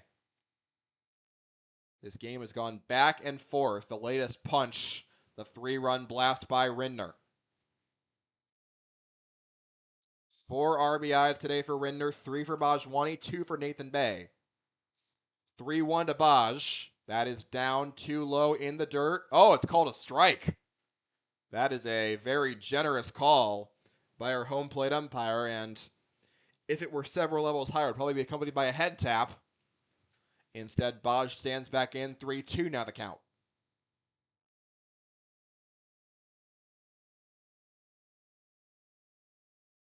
And the payoff pitch on the way from Bellier, that is down too low. That is ball 4.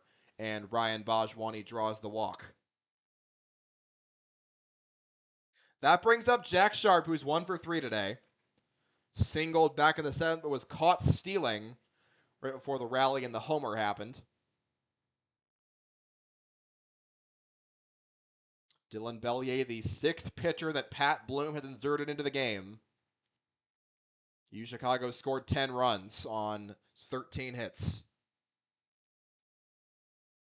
First pitch to Sharp is outside, and it's called a strike. Just nipped the bottom outside edge. A good swooping slider from Bellier. 0-1.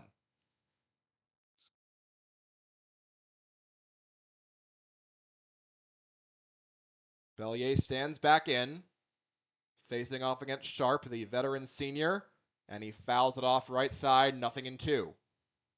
So Dylan Bellier, the freshman in the driver's seat, looking for a punch out.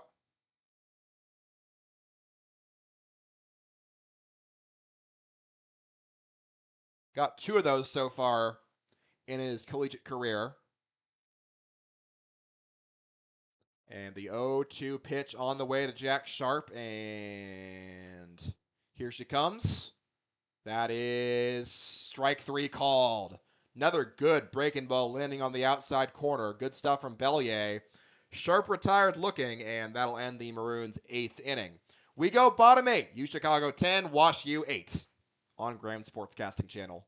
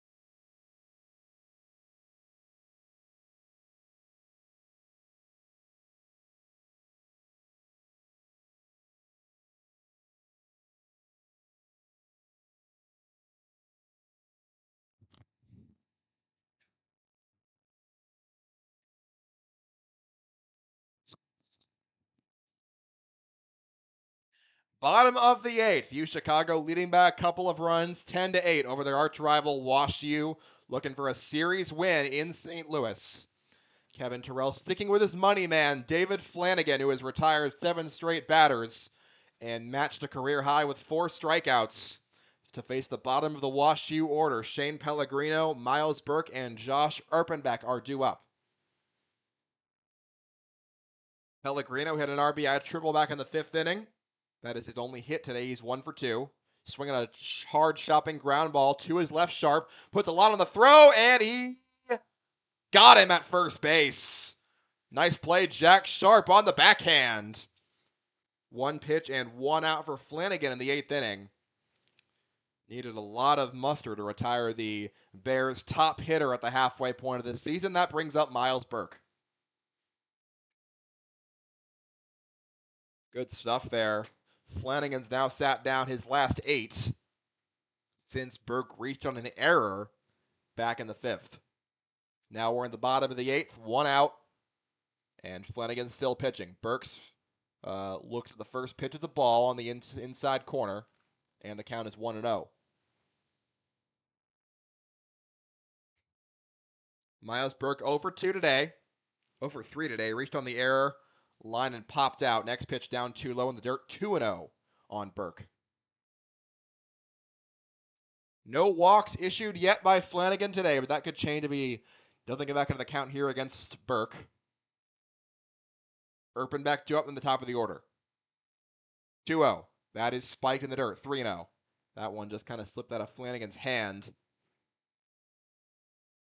All easy takes so far for Burke. 3-0. Flanagan pitches again. Burke shows bunt, pulls it back, and it's ball 4. And he walks on 4 pitches. So the first walk issued by Flanagan puts the tying run to the plate in the form of Josh Erpenbeck. No movement in the Maroons dugout, so they'll leave Flanagan in. Erpenbeck, 1-for-3 today, had a double, came around to score back in the second inning. First pitch on the way to Erpenbeck, and it clips the outside corner. Another good breaking ball from Flanagan for a called strike.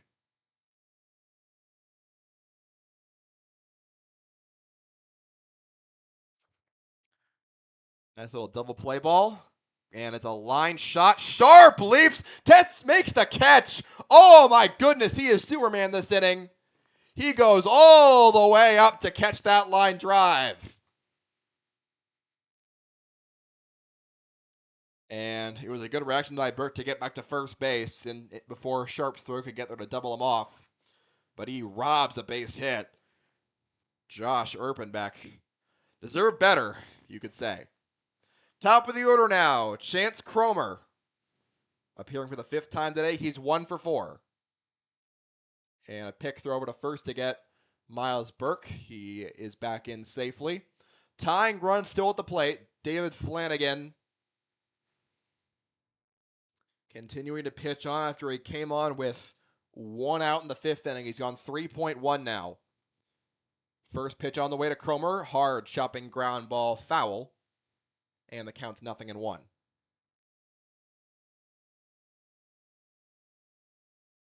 Flanagan's career high is 4 innings pitched back in his freshman year against Cornell on May 4th, back when UChicago was still in the Midwest Conference.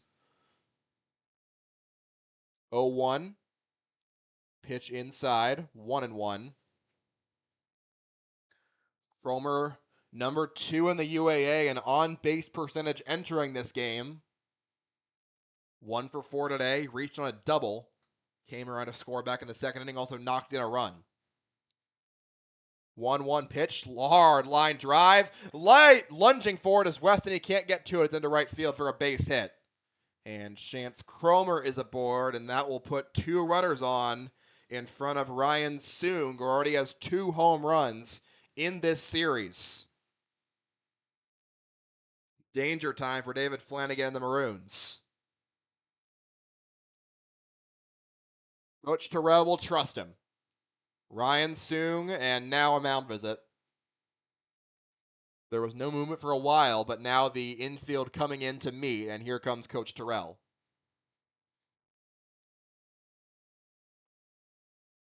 Higher leverage spot here. David Flanagan pitched well. He leaves 2 runners and 2 outs at the bottom of the 8th to the new pitcher when we come back.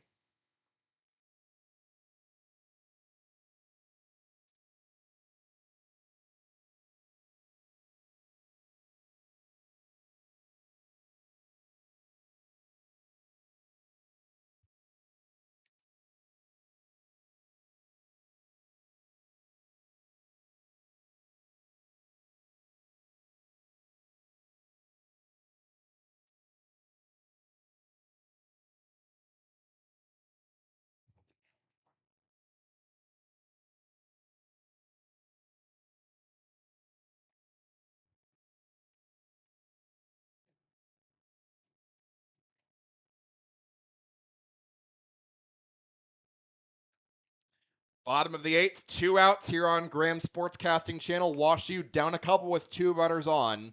And UChicago will check in right-hander Charlie Hahn. Hahn appeared yesterday. He got the save in the second game of the series, shutting down the Bears in a situation just like this one, up by 2. But they have a very deadly hitter at the plate right now, Ryan Soong, who's already belted a couple of home runs. A homer here would give WashU the lead. Charlie Hahn relieves David Flanagan, who pitched excellently. 3.1 innings pitched. Allowed 2 runs, both immediately after he came in, and then went on a tear, retiring 8 in a row and striking out 4 batters to eat some crucial innings for UChicago as they get closer to a series win. Charlie Hahn, an 8.10 ERA in the year, making his 7th appearance. 6.2 innings pitched. He has walked 6, struck out 7, hasn't allowed any extra base hits yet through 6.2 innings pitched this year. He faces off against the top hitter in this series for WashU in Ryan Soong. First and second, 2 outs. First pitch from Hahn is a breaking ball in there for a called strike. The count's 0-1. High leverage moment. Hahn got the save yesterday, and now Hahn calls time. You can never be too careful with this guy. 2 home runs, 6 RBIs on the series for Ryan Soong in a critical spot here for Hahn. He's back to the rubber. The 0-1 pitch is down and it drops in. Same pitch, the same curveball for a called strike, and Hahn's ahead 0-2. Charlie Hahn 1 strike away from putting out the fire. Here comes his 0-2 pitch. And it is down in the dirt. Rindner blocks it well and looks both runners back. 1-2. Hahn tripled up on that curveball, trying to get a chase from Soong down below the zone. Soong's already struck out once today. That was by Flanagan. Now Hahn's 1-2 pitch. Ground line drive back up the middle, and Weston can't get to it. It's a base hit. One runner Burke rounds 30, scores. Other runner heads into third. It's Kroner. We got a 1-run game. It was a pretty hard hit line drive past the reach of Weston. Ryan Soong knocks in his 7th run of the series and makes it a 1-run game with the tying run on third base.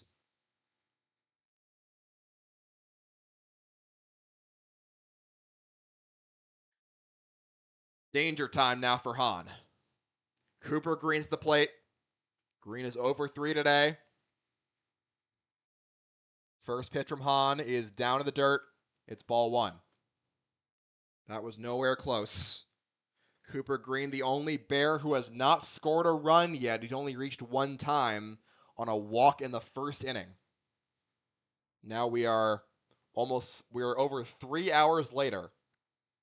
10-9, Maroons over Bears. Pitch gets by Rindner, and this game is tied. And the pitch hits the batter as it goes by. It's another very off-kilter pitch. Scores the tying run. Kromer heads in. Soong to second base as the go-ahead run. And Charlie Hahn has just not looked very sharp. Tie ball game at 10. Still bottom of the 8th, 2 outs, and a mound visit now with Charlie Hahn. And they're going to pull him. Kevin Terrell's coming right back out there in the middle of the at-bat to get rid of Charlie Hahn. He clearly did not have his best stuff today. And he coughs up the lead. Grant Snuta coming in for UChicago when we come back.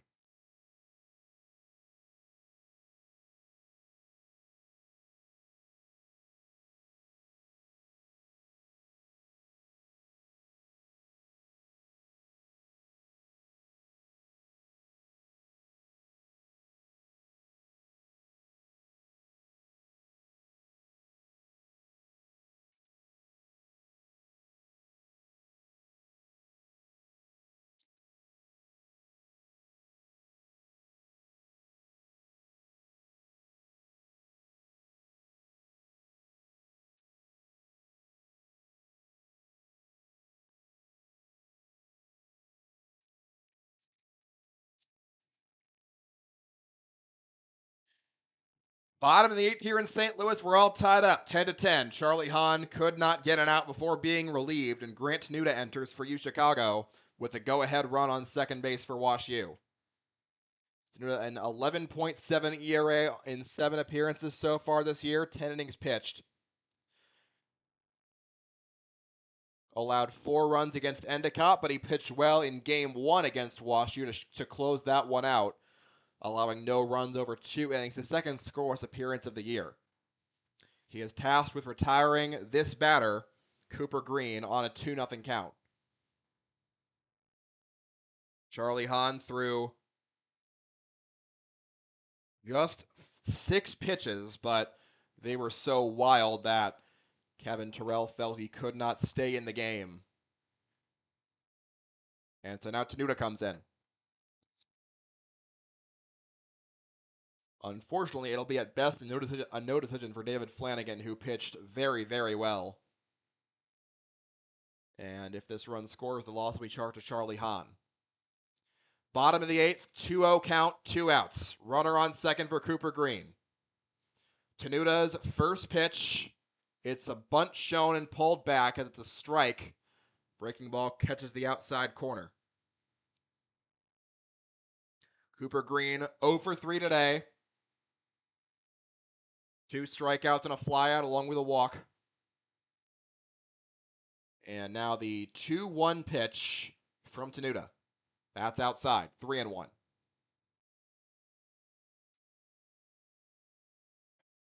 Jacob Whitty, the UAA RBI leader, is on deck if Green were to reach.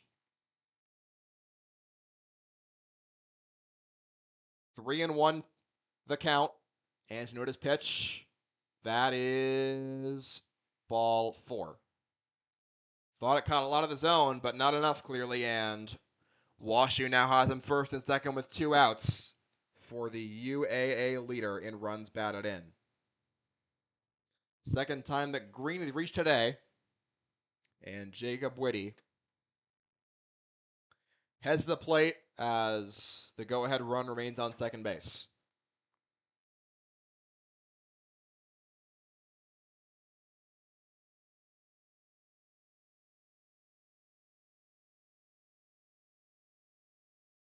Already 2 runs plated for WashU.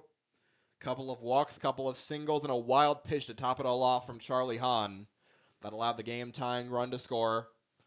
If Tenuta can get Jacob Whitty out, it would still leave the game tied and the go-ahead run stranded at second base.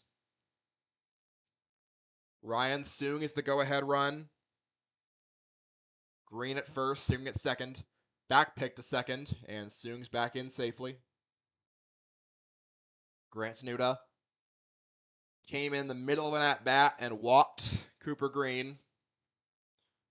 Jacob Whitty can do some serious damage now in the bottom of the 8th inning. Tenuta's first pitch to him is down in the strike zone for strike 1. Same pitch that Charlie Hahn was using, that little curveball action. Drop a 12-6 in there and get a strike out of it. 0-1.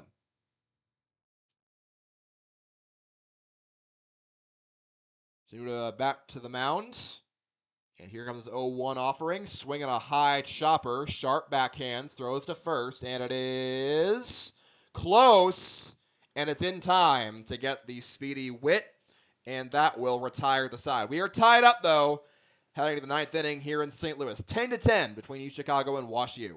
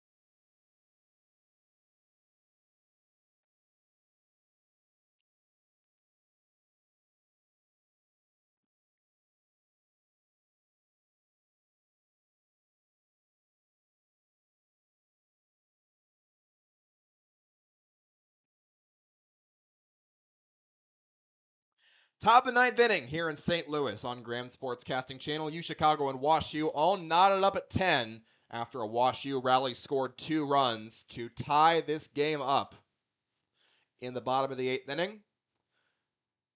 WashU's Dylan Bellier continues on to face 9-1-2. Pat Bloom trusting him in a high leverage spot. Luke Weston, Braden Jurovic, and Eric Rindner, who last time up hit a clutch 3-run homer to give UChicago a momentary lead. That is now gone. Weston 2 of 4 today. Couple of singles. Weston takes a look at ball 1 for the first pitch and near his body. UChicago and WashU just gone back and forth. These two teams, both very good. UChicago had a very rough start to their year thanks to the fact that they just couldn't get guys out. And their offense has answered the call. Foul ball by Weston. 10 runs allowed to WashU isn't good, but it's also on par with what they've been doing to their other opponents. And considering the amount of pitching injuries you have, you can't complain too much.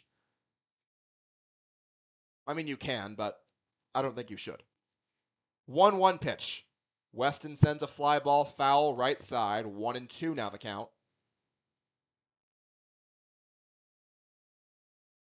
UChicago has been struck out 11 times so far by WashU pitching, 6 of them by Parker Guthrie, who gave up the 3-run homer to Rindner. Now Bellier looking for a second. 1-2 pitch coming to Weston. Here she comes. That's spiked in the dirt, 2-2.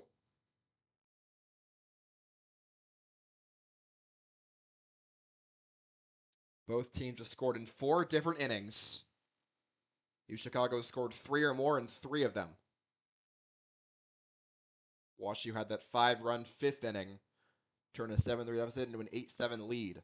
2-2-2 Weston. Swinging a fly ball center field. Playable for Stevens. He will run under it, make the catch for out number 1. So Weston sat down. Back to the top of the order now for Braden Jurovic. 0 for 2, he's reached 3 times today. Couple walked and a hit by pitch. Dylan Bellier has pitched very well so far in relief of Guthrie.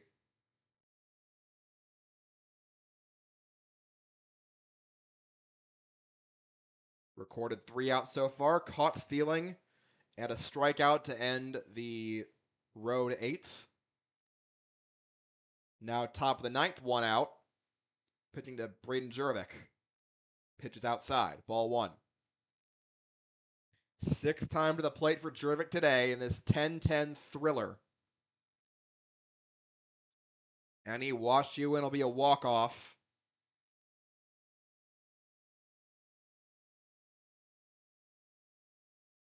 (1-0). Ground ball by Jurovic to the shortstop. Pellegrino up with it, throws to first quickly, and Jurovic is out number 2. UChicago going quietly against Bellier here in the 9th. That brings up Eric Rindner. 2nd all-time in team history with 22 home runs. He has not yet been retired today. 2 hit by pitches, a walk, a single, and a go-ahead 3-run homer back in the 7th. He stands in against Bellier here. First pitch for the freshman is down too low in the dirt. Ball 1. I do not think that he will mind if Eric Rindner just takes a walk here. He has been so deadly all series long and all game long that you can justify just letting him take his base. 1-0 pitch is down and away. 2-0. And not going to put him on right away. Bellier will dig back in. Maroons have only gone 1-2-3 once so far. That was the 6th inning. They're in danger of that here if Rindner can't reach. 2-0 pitch. That is inside, and it nips the inside corner. 2-1. Rindner taking all the way.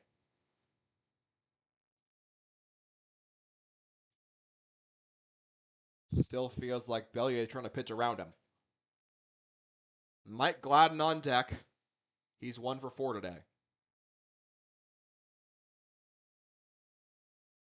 2-1 to Ridner, down and in. Almost got him. Did it get him? It did not. He somehow evaded that pitch. Some superhuman move there. 3-1. That was not only spiked, but it went well into Ridner's batter's box. I do not know how they didn't get a piece of him. 3-1 now the count. Hitters count for Ridner. They have tried to work around him all at bat. And the right-hander's 3-1. Ground ball, hard chopping foul. Ridner did get a pitch to hit there, down in the zone. Couldn't do anything with it. It was a good pitch from Bellier, the freshman from Frisco. Count runs full, 3-2. Both teams deep into their bullpens. Kevin Terrell's used 5 pitchers. Pat Bloom has used 6. Full count on Eric Ridner. He has come up time and time again in this series when the Maroons have needed him. Now Bellier's 3-2 pitch. Here she comes. Fouls it off. Fights off a good fastball. Was very late on it, but not late enough to totally swing and miss. And Ridner extends the AB to 7 pitches. He had that 12-pitch at-bat ending in a home run yesterday. The decisive run in the 3-1 Game 2 victory.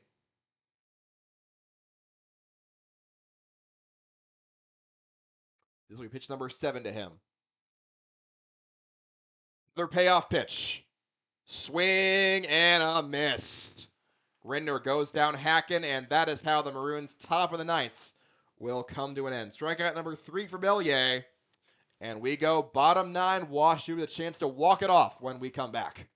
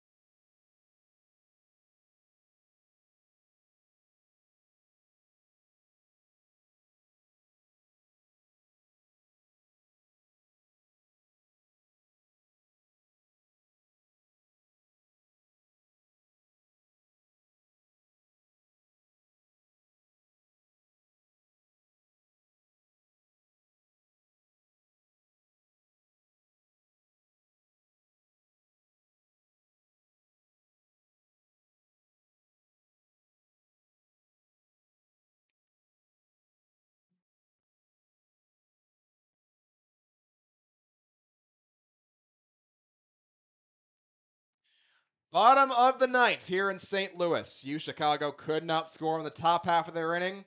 After surrendering the lead in the bottom of the 8th, we are tied at 10. WashU can walk it off. Any run wins it.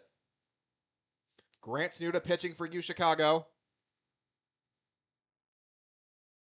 He got the final out of the 8th, keeping the score where it is. Now has to dig in and get 3 more to get this game to extras.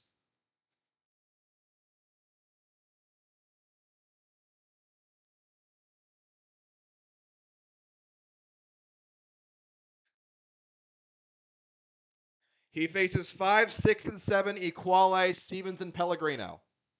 First pitch from Tenuta. Swing and a miss and a hard fastball. And the count's 0-1. Equali 0 for 3 so far today. He walked and came around to score in the 5th. Struck out twice and flied out. Next pitch, that misses everything, including the catcher's mitt. 1-1.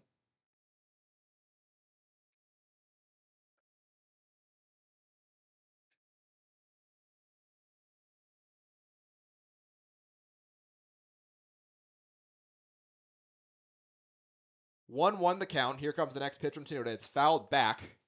Again, late to the heater. 1-2. Equali 2 of 14 hitting in this series. But that walk did come in clutch back in the 5th as part of that big rally. Forced UChicago's pitcher, Jonathan Lazar, out of the game. 1-2. Up high. 2-2. You cannot walk the leadoff batter in the tie game in the bottom of the ninth, and that is about the express ticket to losing, shall we say. 2-2. Swing and a miss at the hearty fastball. Tenuta sped him up, and there's one down in the bottom of the ninth. Third time that he qualified as K, the first strikeout for Tenuta. And the seventh by UChicago pitching.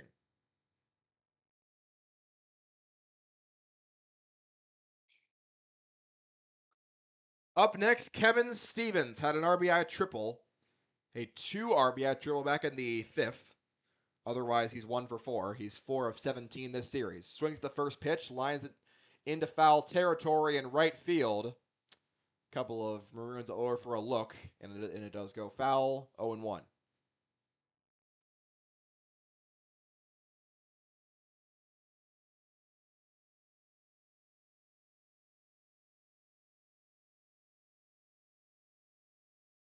Tenuta looking to shut things down and get this game to the 10th. 0-1 pitch, swinging a high chopper. Bay receives, got to throw all he can. It's a dribbler, and he is out. Bay's throw did not have a whole lot on it. Hit the dirt several times, but Wiesner picked it out cleanly to retire the batter for out number 2. That brings up Shane Pellegrino. Bottom ninth, 2 outs, bases empty in a tie game. Tenuta looking for one more out to get this game over to extras. First pitch to Pellegrino is way outside with a fastball. Counts 1-0. Pellegrino 1 for 3, had another RBI triple. And also walked back in the 4th inning and was stranded on second base. 1-0. That is right in there for a called strike. Tenuta's retired all 3 he's faced, but did surrender that walk off the 2-0 count that he inherited from Charlie Hahn. 1-1. Fly ball into foul territory. Rindner and Wiesner over for a look, and will go foul, 1-2. Tenuta 1 strike away from forcing extra innings. Almost 3.5 hours after this game's start time. It has been a wild ride throughout. This would be just the 3rd inning in which both teams put up goose eggs if Pellegrino can't score here. Tenuta is a 1-2. And it is ball 2. The entire Maroon team had to go back toward their dugout. That was right there, a fastball on the outside corner. Our home plate umpire disagrees. It's ball 2. 2-2 now on Pellegrino. The pitch, swinging a line shot into right center field. Over is the outfield, Jurovic, and Gladden runs it down. Jurovic makes the catch, and the side is retired. We go to extras. Top of the 10th inning up next on Graham Sportscasting Channel.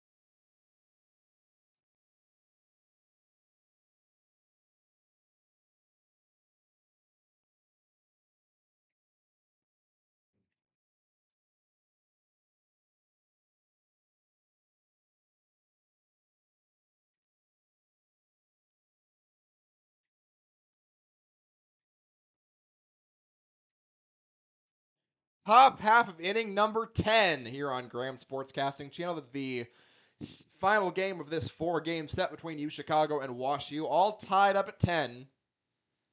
We have seen some crazy twists in this game. Eric Rindner, A 3-run homer to take the lead for UChicago. WashU bounced back with 2 in the bottom of the 8th. And that's gotten us here. Dylan Bellier continuing on. He's pitched very well so far. Walked 1, struck out 2, allowed no hits across 1.2 innings. Already the longest appearance of his young career. UChicago with 3, 4, and 5 due up. Mike Gladden, Max Wiesner, and Nathan Bay.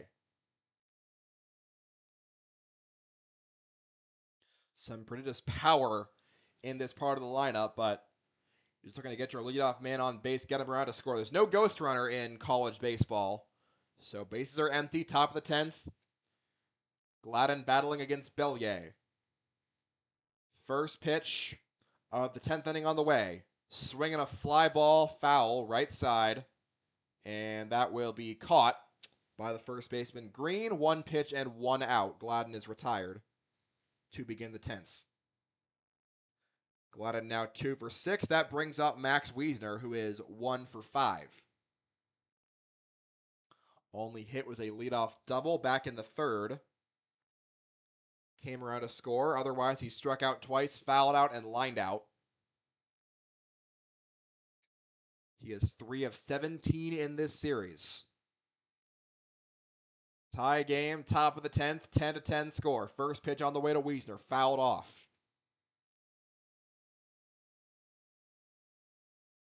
6th trip through the order for UChicago. They've faced 6 different pitchers. Parker Guthrie and now Dylan Bellier doing the majority of the work for WashU. Here is Bellier's 0-1 pitch on the way. And that is down too low, but called a strike. So it's 0-2 quickly on Wiesner. Dylan Bellier seeking his 3rd strikeout. Nathan Bay due up next. UChicago looking for any kind of offense. Haven't scored since the 7th. Bellier gets the sign, throws the 0-2 pitch. Fouled off. Wiesner stays alive. The Maroons in their white uniform with maroon lettering. WashU in a brilliant red.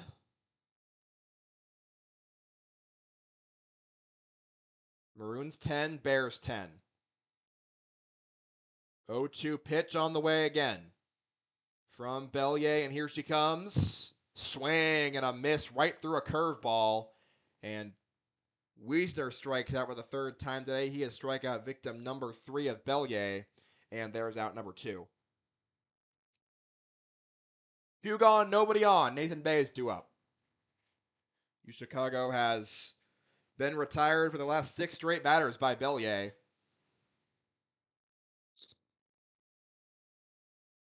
If they cannot do anything, it'll be 8, 9, and 1 due up for WashU, likely to face Tenuta again.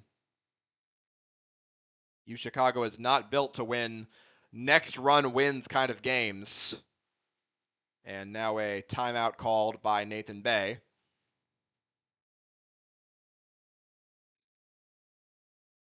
This game has gone far off script for both these teams, as you can imagine, with 11 combined pitchers being used, and the starters only going 4.1 combined.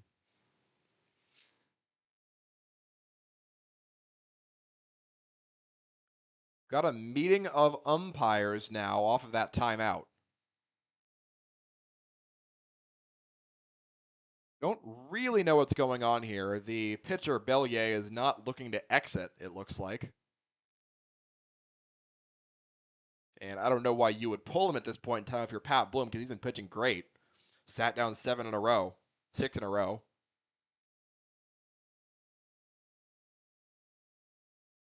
But eventually the meeting disperses. Looks like no pitching change. Nathan Bay is kind of waiting at home plate. Who's going to talk to me?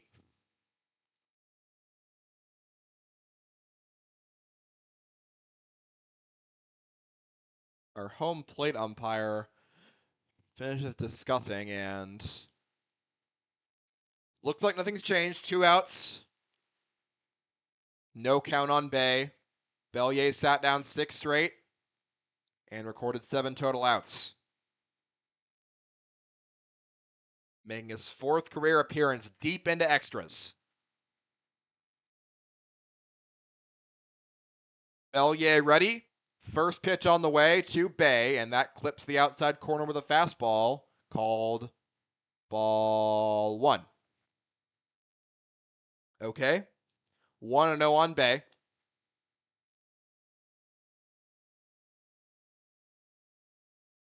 Bellier's next pitch on the way, and that is going to catch the zone. Got a little bit of the plate with another heater, that time on the inside corner to Bay. 1-1.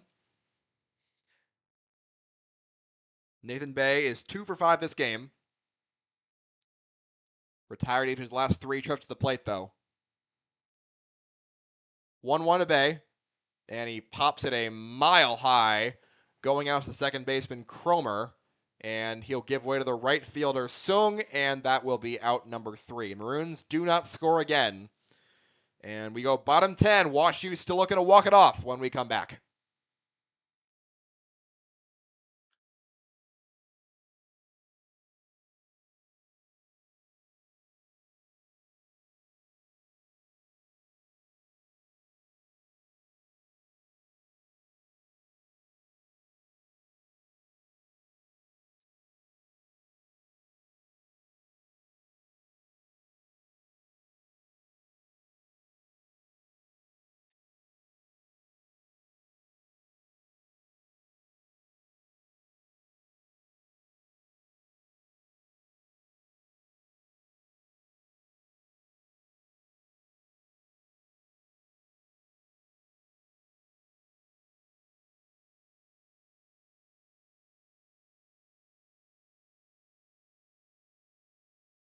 Bottom of the 10th inning. Grant Tenuta continues on for UChicago, trying to keep this score right where it is.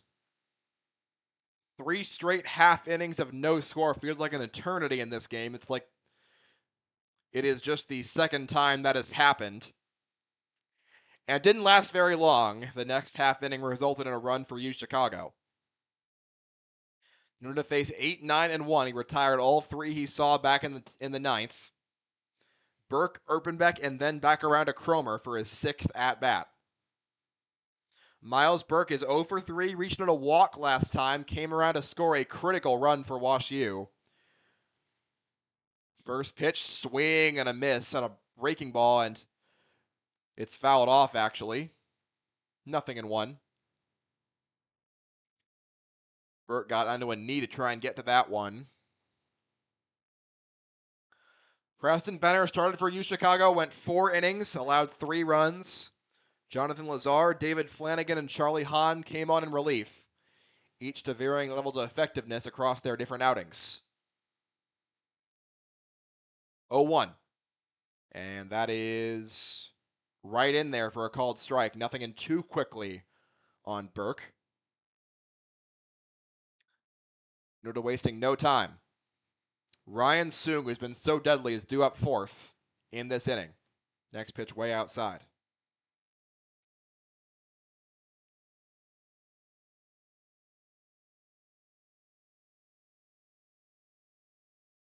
Burke 0 for 3 this game.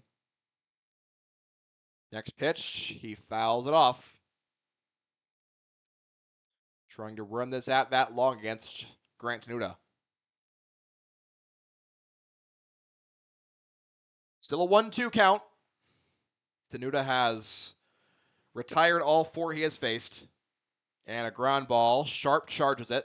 Picks it up. Throws on to first. And it's in time to get Burke by a couple of steps. And there is out number 1. So bottom 10, 1 out. Josh Erpenbeck is up next.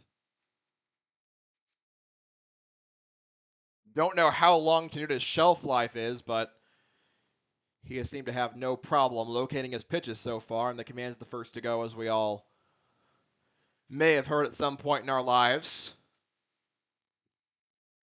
Erpenbeck drops a bunt down. Bay charges it. Going to be a tough play. Bay throws to first, and it is in time to get Erpenbeck, and there's 2 outs. Pretty good bunt, had a lot of velocity on it, and Bay was able to get to it just in time and deliver a better throw than the ones he has previously when they hopped in the dirt. That one was a strike. 2 gone in the 10th inning. Lineup card turned over for Chance Cromer. Cromer 2 for 5 today, knocked in a critical run back in the 8th inning. That was his last time up. First pitch to him is down too low, ball 1. The deadly Ryan Soong due up next. The Maroons have only gotten him out 1 time today in 5 chances. 1-0 pitch from Tenuta. Swinging a line shot, right field. That's a base hit and trouble. Into the corner races Gladden, and he will cut it off quickly to hold Cromer to a single. Winning run is aboard. 3rd hit for Cromer in 6 at-bats. And WashU places the winning run on base in front of Ryan Soong. 3 for 4 with a homer and a walk. Nigh impossible to retire by any Maroon pitcher so far. Bottom 10, 2 outs. First pitch, swinging a line shot back at the middle. It's going to get through on a base hit. Cromer will stop at second as Jurek reaches it. 4th hit for Soong, winning run into scoring position.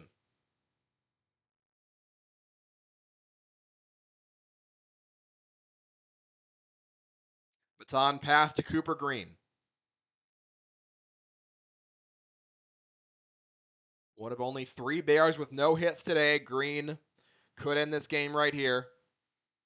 Just a single should do it. There's 2 outs. They'll be running on anything. Green into the game hitting .338.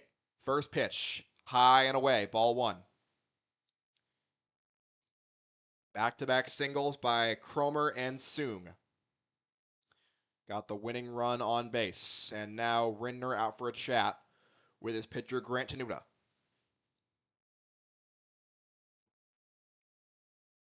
This game's lasted over 3.5 hours.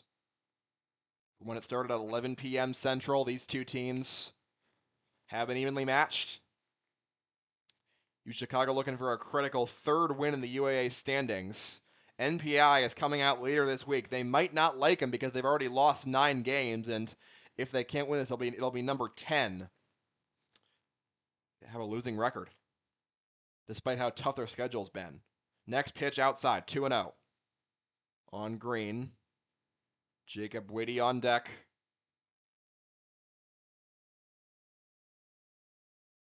Back-to-back singles. Put 2 men on base with 2 outs.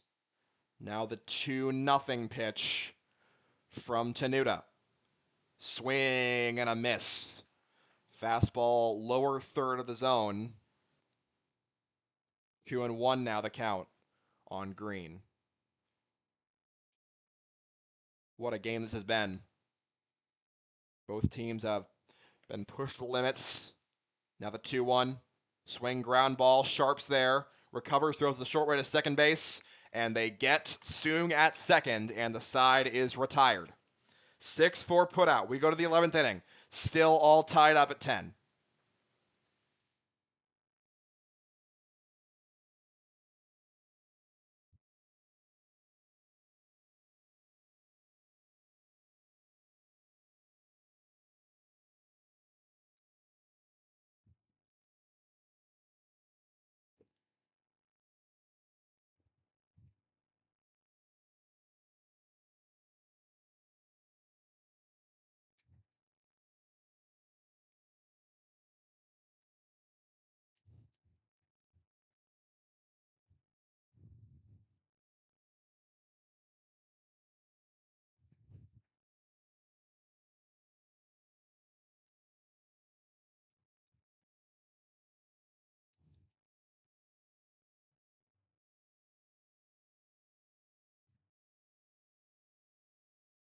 Top of the 11th inning. UChicago battling WashU deep into extras, and if they want to win this game, they're going to have to get to Dylan Bellier, something they have not done so far in his appearance. He has gone 2.2 innings, hitless, only allowed a single walk, and he's shut down the last 7 batters he has faced. He faces Belden, Bajwani, and Sharp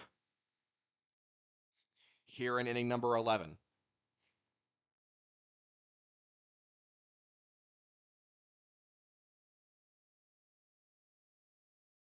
Maroons are going to head back to Chicago after this one. They head back to the south side to play Brandeis next weekend. Those games will be on Flow College. I'll have the last 3 for you of that series.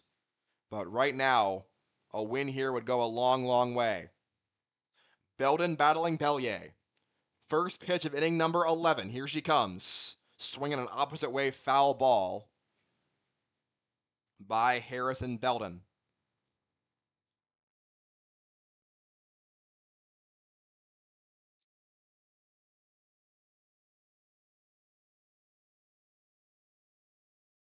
Top of the 11th, nobody out. Dylan Bellier's 4th inning of work. Next pitch, down and in, called a strike, 0-2. Bellier's already struck out 3 UChicago batters, 1 in each inning so far, that he has pitched.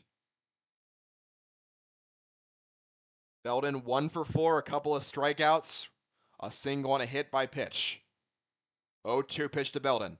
Ground ball foul. Just fights it off right side. Keeps the count 0-2. Bellier has shown no signs of tire.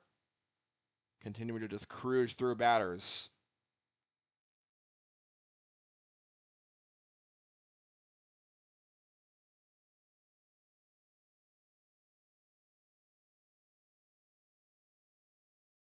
Another 0-2 now. From Bellier, here she comes. Swing and a ground ball, first base side, it stays fair. Green scoops it up, steps on first, 1 out in the 11th inning. That brings up Ryan Bajwani.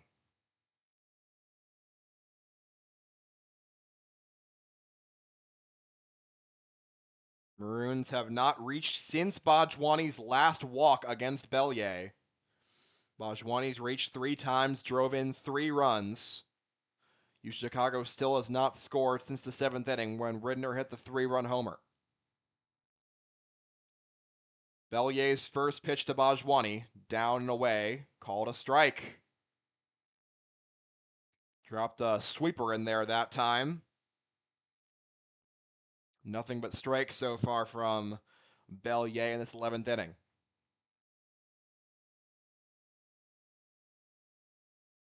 0-1, same spot, same result, 0-2. And he is just dominating the strike zone right now in a way that UChicago's hitters have not been able to defend against. Bajwani in an 0-2 hole. Here is the 0-2. Swing and a miss. Went to the same pitch 3 times, and Bajwani could not touch it. 2 away in the 11th. Second time Bajwani's K'd. That brings up Jack Sharp.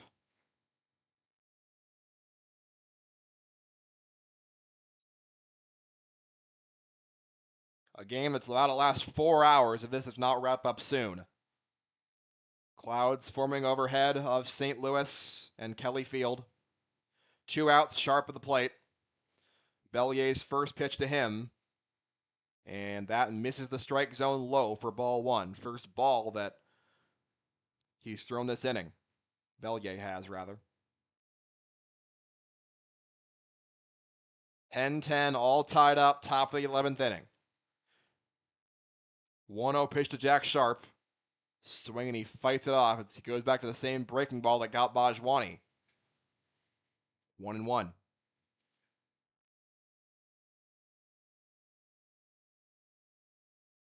4, 5, and 6 due up for WashU in the bottom half of this inning. 1-1. Swing and a miss right through a firm fastball that time. And now Sharp down in the count, 1-2.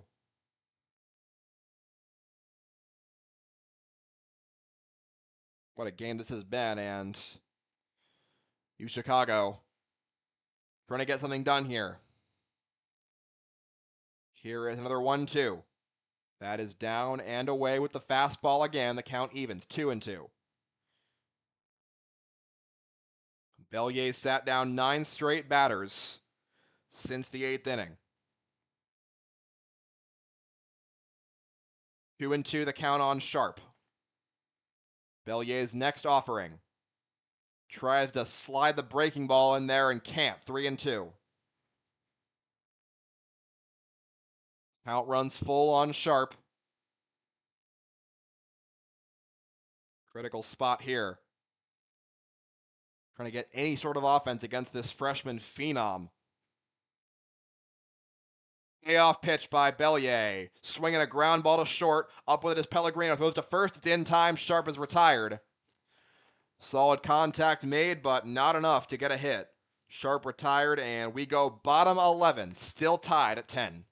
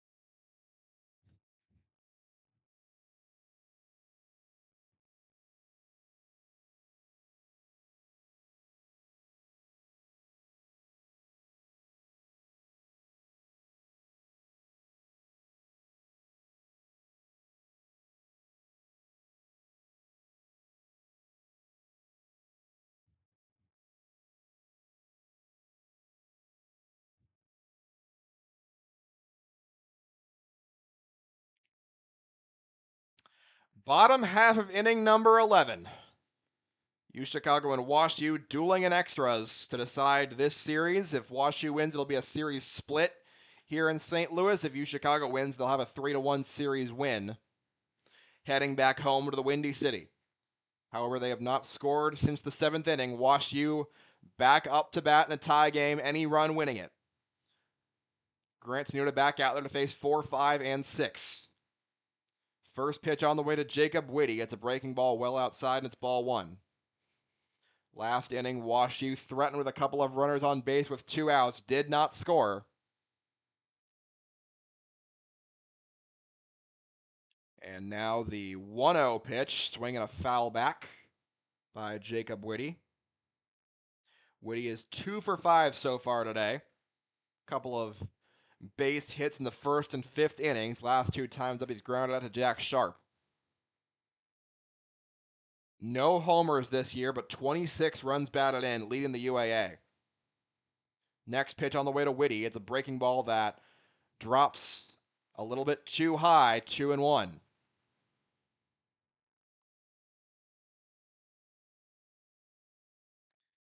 Looking to avoid putting the leadoff runner on as the winning run. 2-1. That's way too high with a fastball that time. 3-1. Not good, Chief.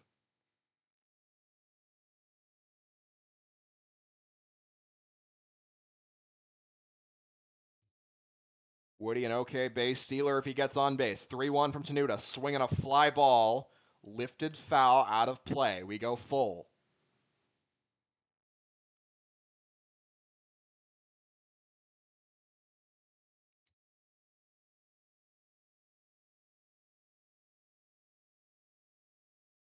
Three-two. Critical pitch here for Tenuta to get this guy out. 3-2. Swing and a miss.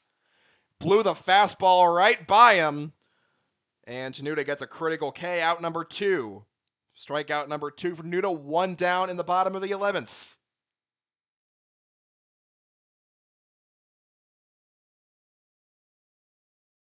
Anthony Equali climbs in. Equali 0 for 4. He struck out 3 times. Flown to right and walked. First pitch way off the mark for ball 1.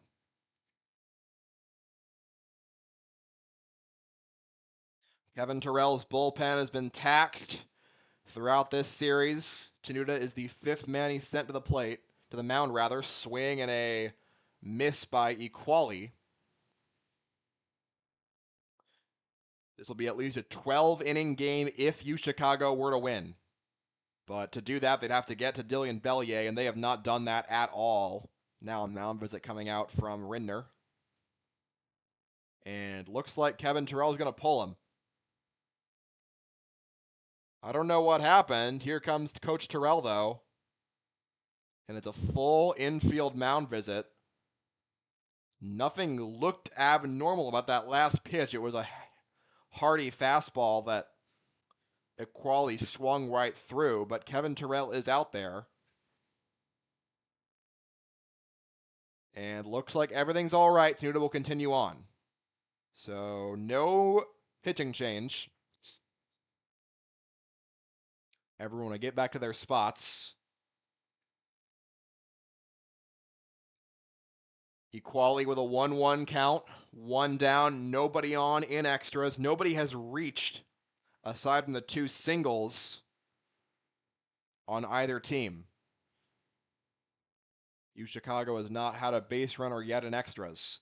Next pitch, swung on, lifted far, left field, but foul. Sent that one a long way and could have been the end of the game if he was a little more accurate on that hit. Instead of 1-2 count.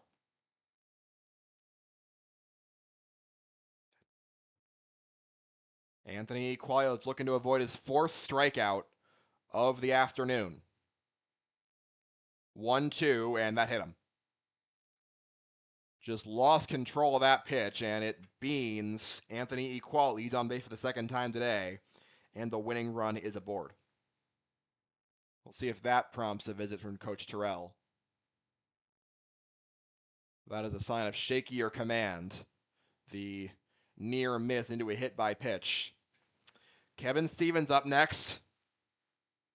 1 for 5 this game. A couple of runs batted in on a triple back in the 5th inning, which seems like a lifetime ago. Now in the 11th inning, 10-10 tie. First pitch on the way to Stevens. It's down too low, ball 1. 1 ball and no strikes on Stevens. Equali on base, steals at a pretty healthy rate, 6 of 10 on his attempts. And you can imagine this is a good spot to steal in. 1-0 pitch, back pick to first. Equali back in safely.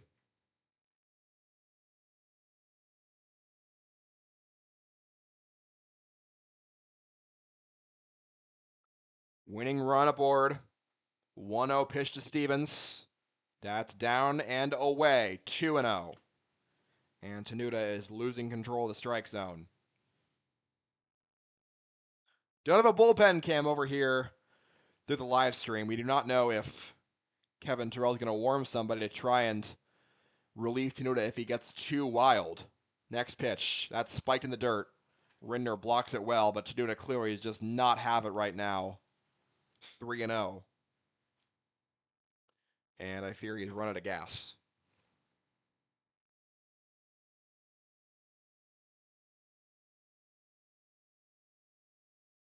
See if he can get back into this one. 3-0. Down and called a strike. Down in the very corner of the strike zone. Thought it might just be ball 4 right then. Tenuta is going longer than he has all season long. Mostly a 1 or 2 inning guy, the junior from Orland Park. 3-1. Swing and a ground ball back out the middle. Diving for it is Sharp. He can't get to it. It's into center field and the base hit. Sharp did all he could, but could not lay out for it. Winning run moves to second. Second hit for Kevin Stevens, bringing up Shane Pellegrino. Equali moves up to second base. And another mound visit coming in. Here comes Coach Terrell. They are going to pull Tenuta. And we'll tell you about the new pitcher deep into extras when we come back.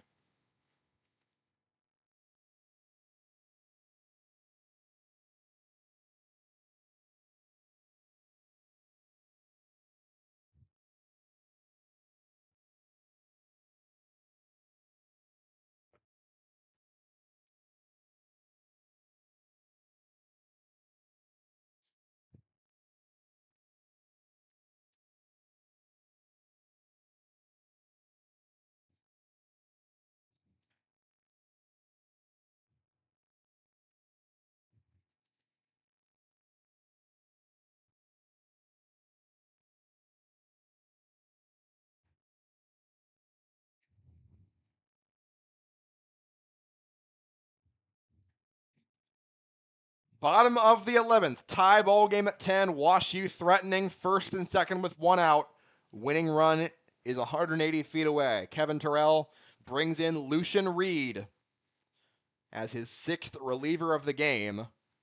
Reed making his 3rd pitching appearance of his young career, the freshman from Laguna Beach, California. Reed went 1.1 scores against WashU in Game 2 yesterday. Also had a brief spell as UChicago's left fielder before Bajwani took that spot over, but now he is tasked with holding down the fort, getting 2 more outs without allowing Anthony Equali on second base to score. 10-10. UChicago last scored in the 7th. WashU last scored in the 8th. Each team scored in 4 different innings of the first 8. Scoreless since then.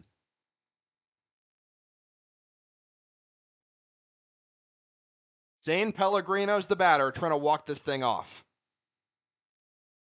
He has been the top batsman for WashU in the first half of the season, OPSing 1061 while starting every game at shortstop, taking the second most at-bats on the team. Stashed down here in the 7 hole, and it might pay off for Pat Bloom if he can punch one through for a game-ending hit here. Lucian Reed to pitch. Runners on first and second with one out. First pitch to Pellegrino. Swinging a line shot opposite way and through, base hit.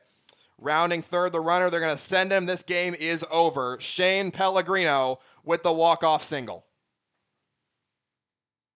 Dugout rushes out to meet him, and a marathon 11-inning sprint ends with a WashU victory in 11 innings, 11-10 over UChicago. That'll be all for us here on Grand Sportscasting Channel. Thank you for tuning in to this exciting game. Took nearly 4 hours, 3:57 official game time, ending at 2:57 Central. Shane Pellegrino, the walk-off hit. UChicago falls in extras 11-10.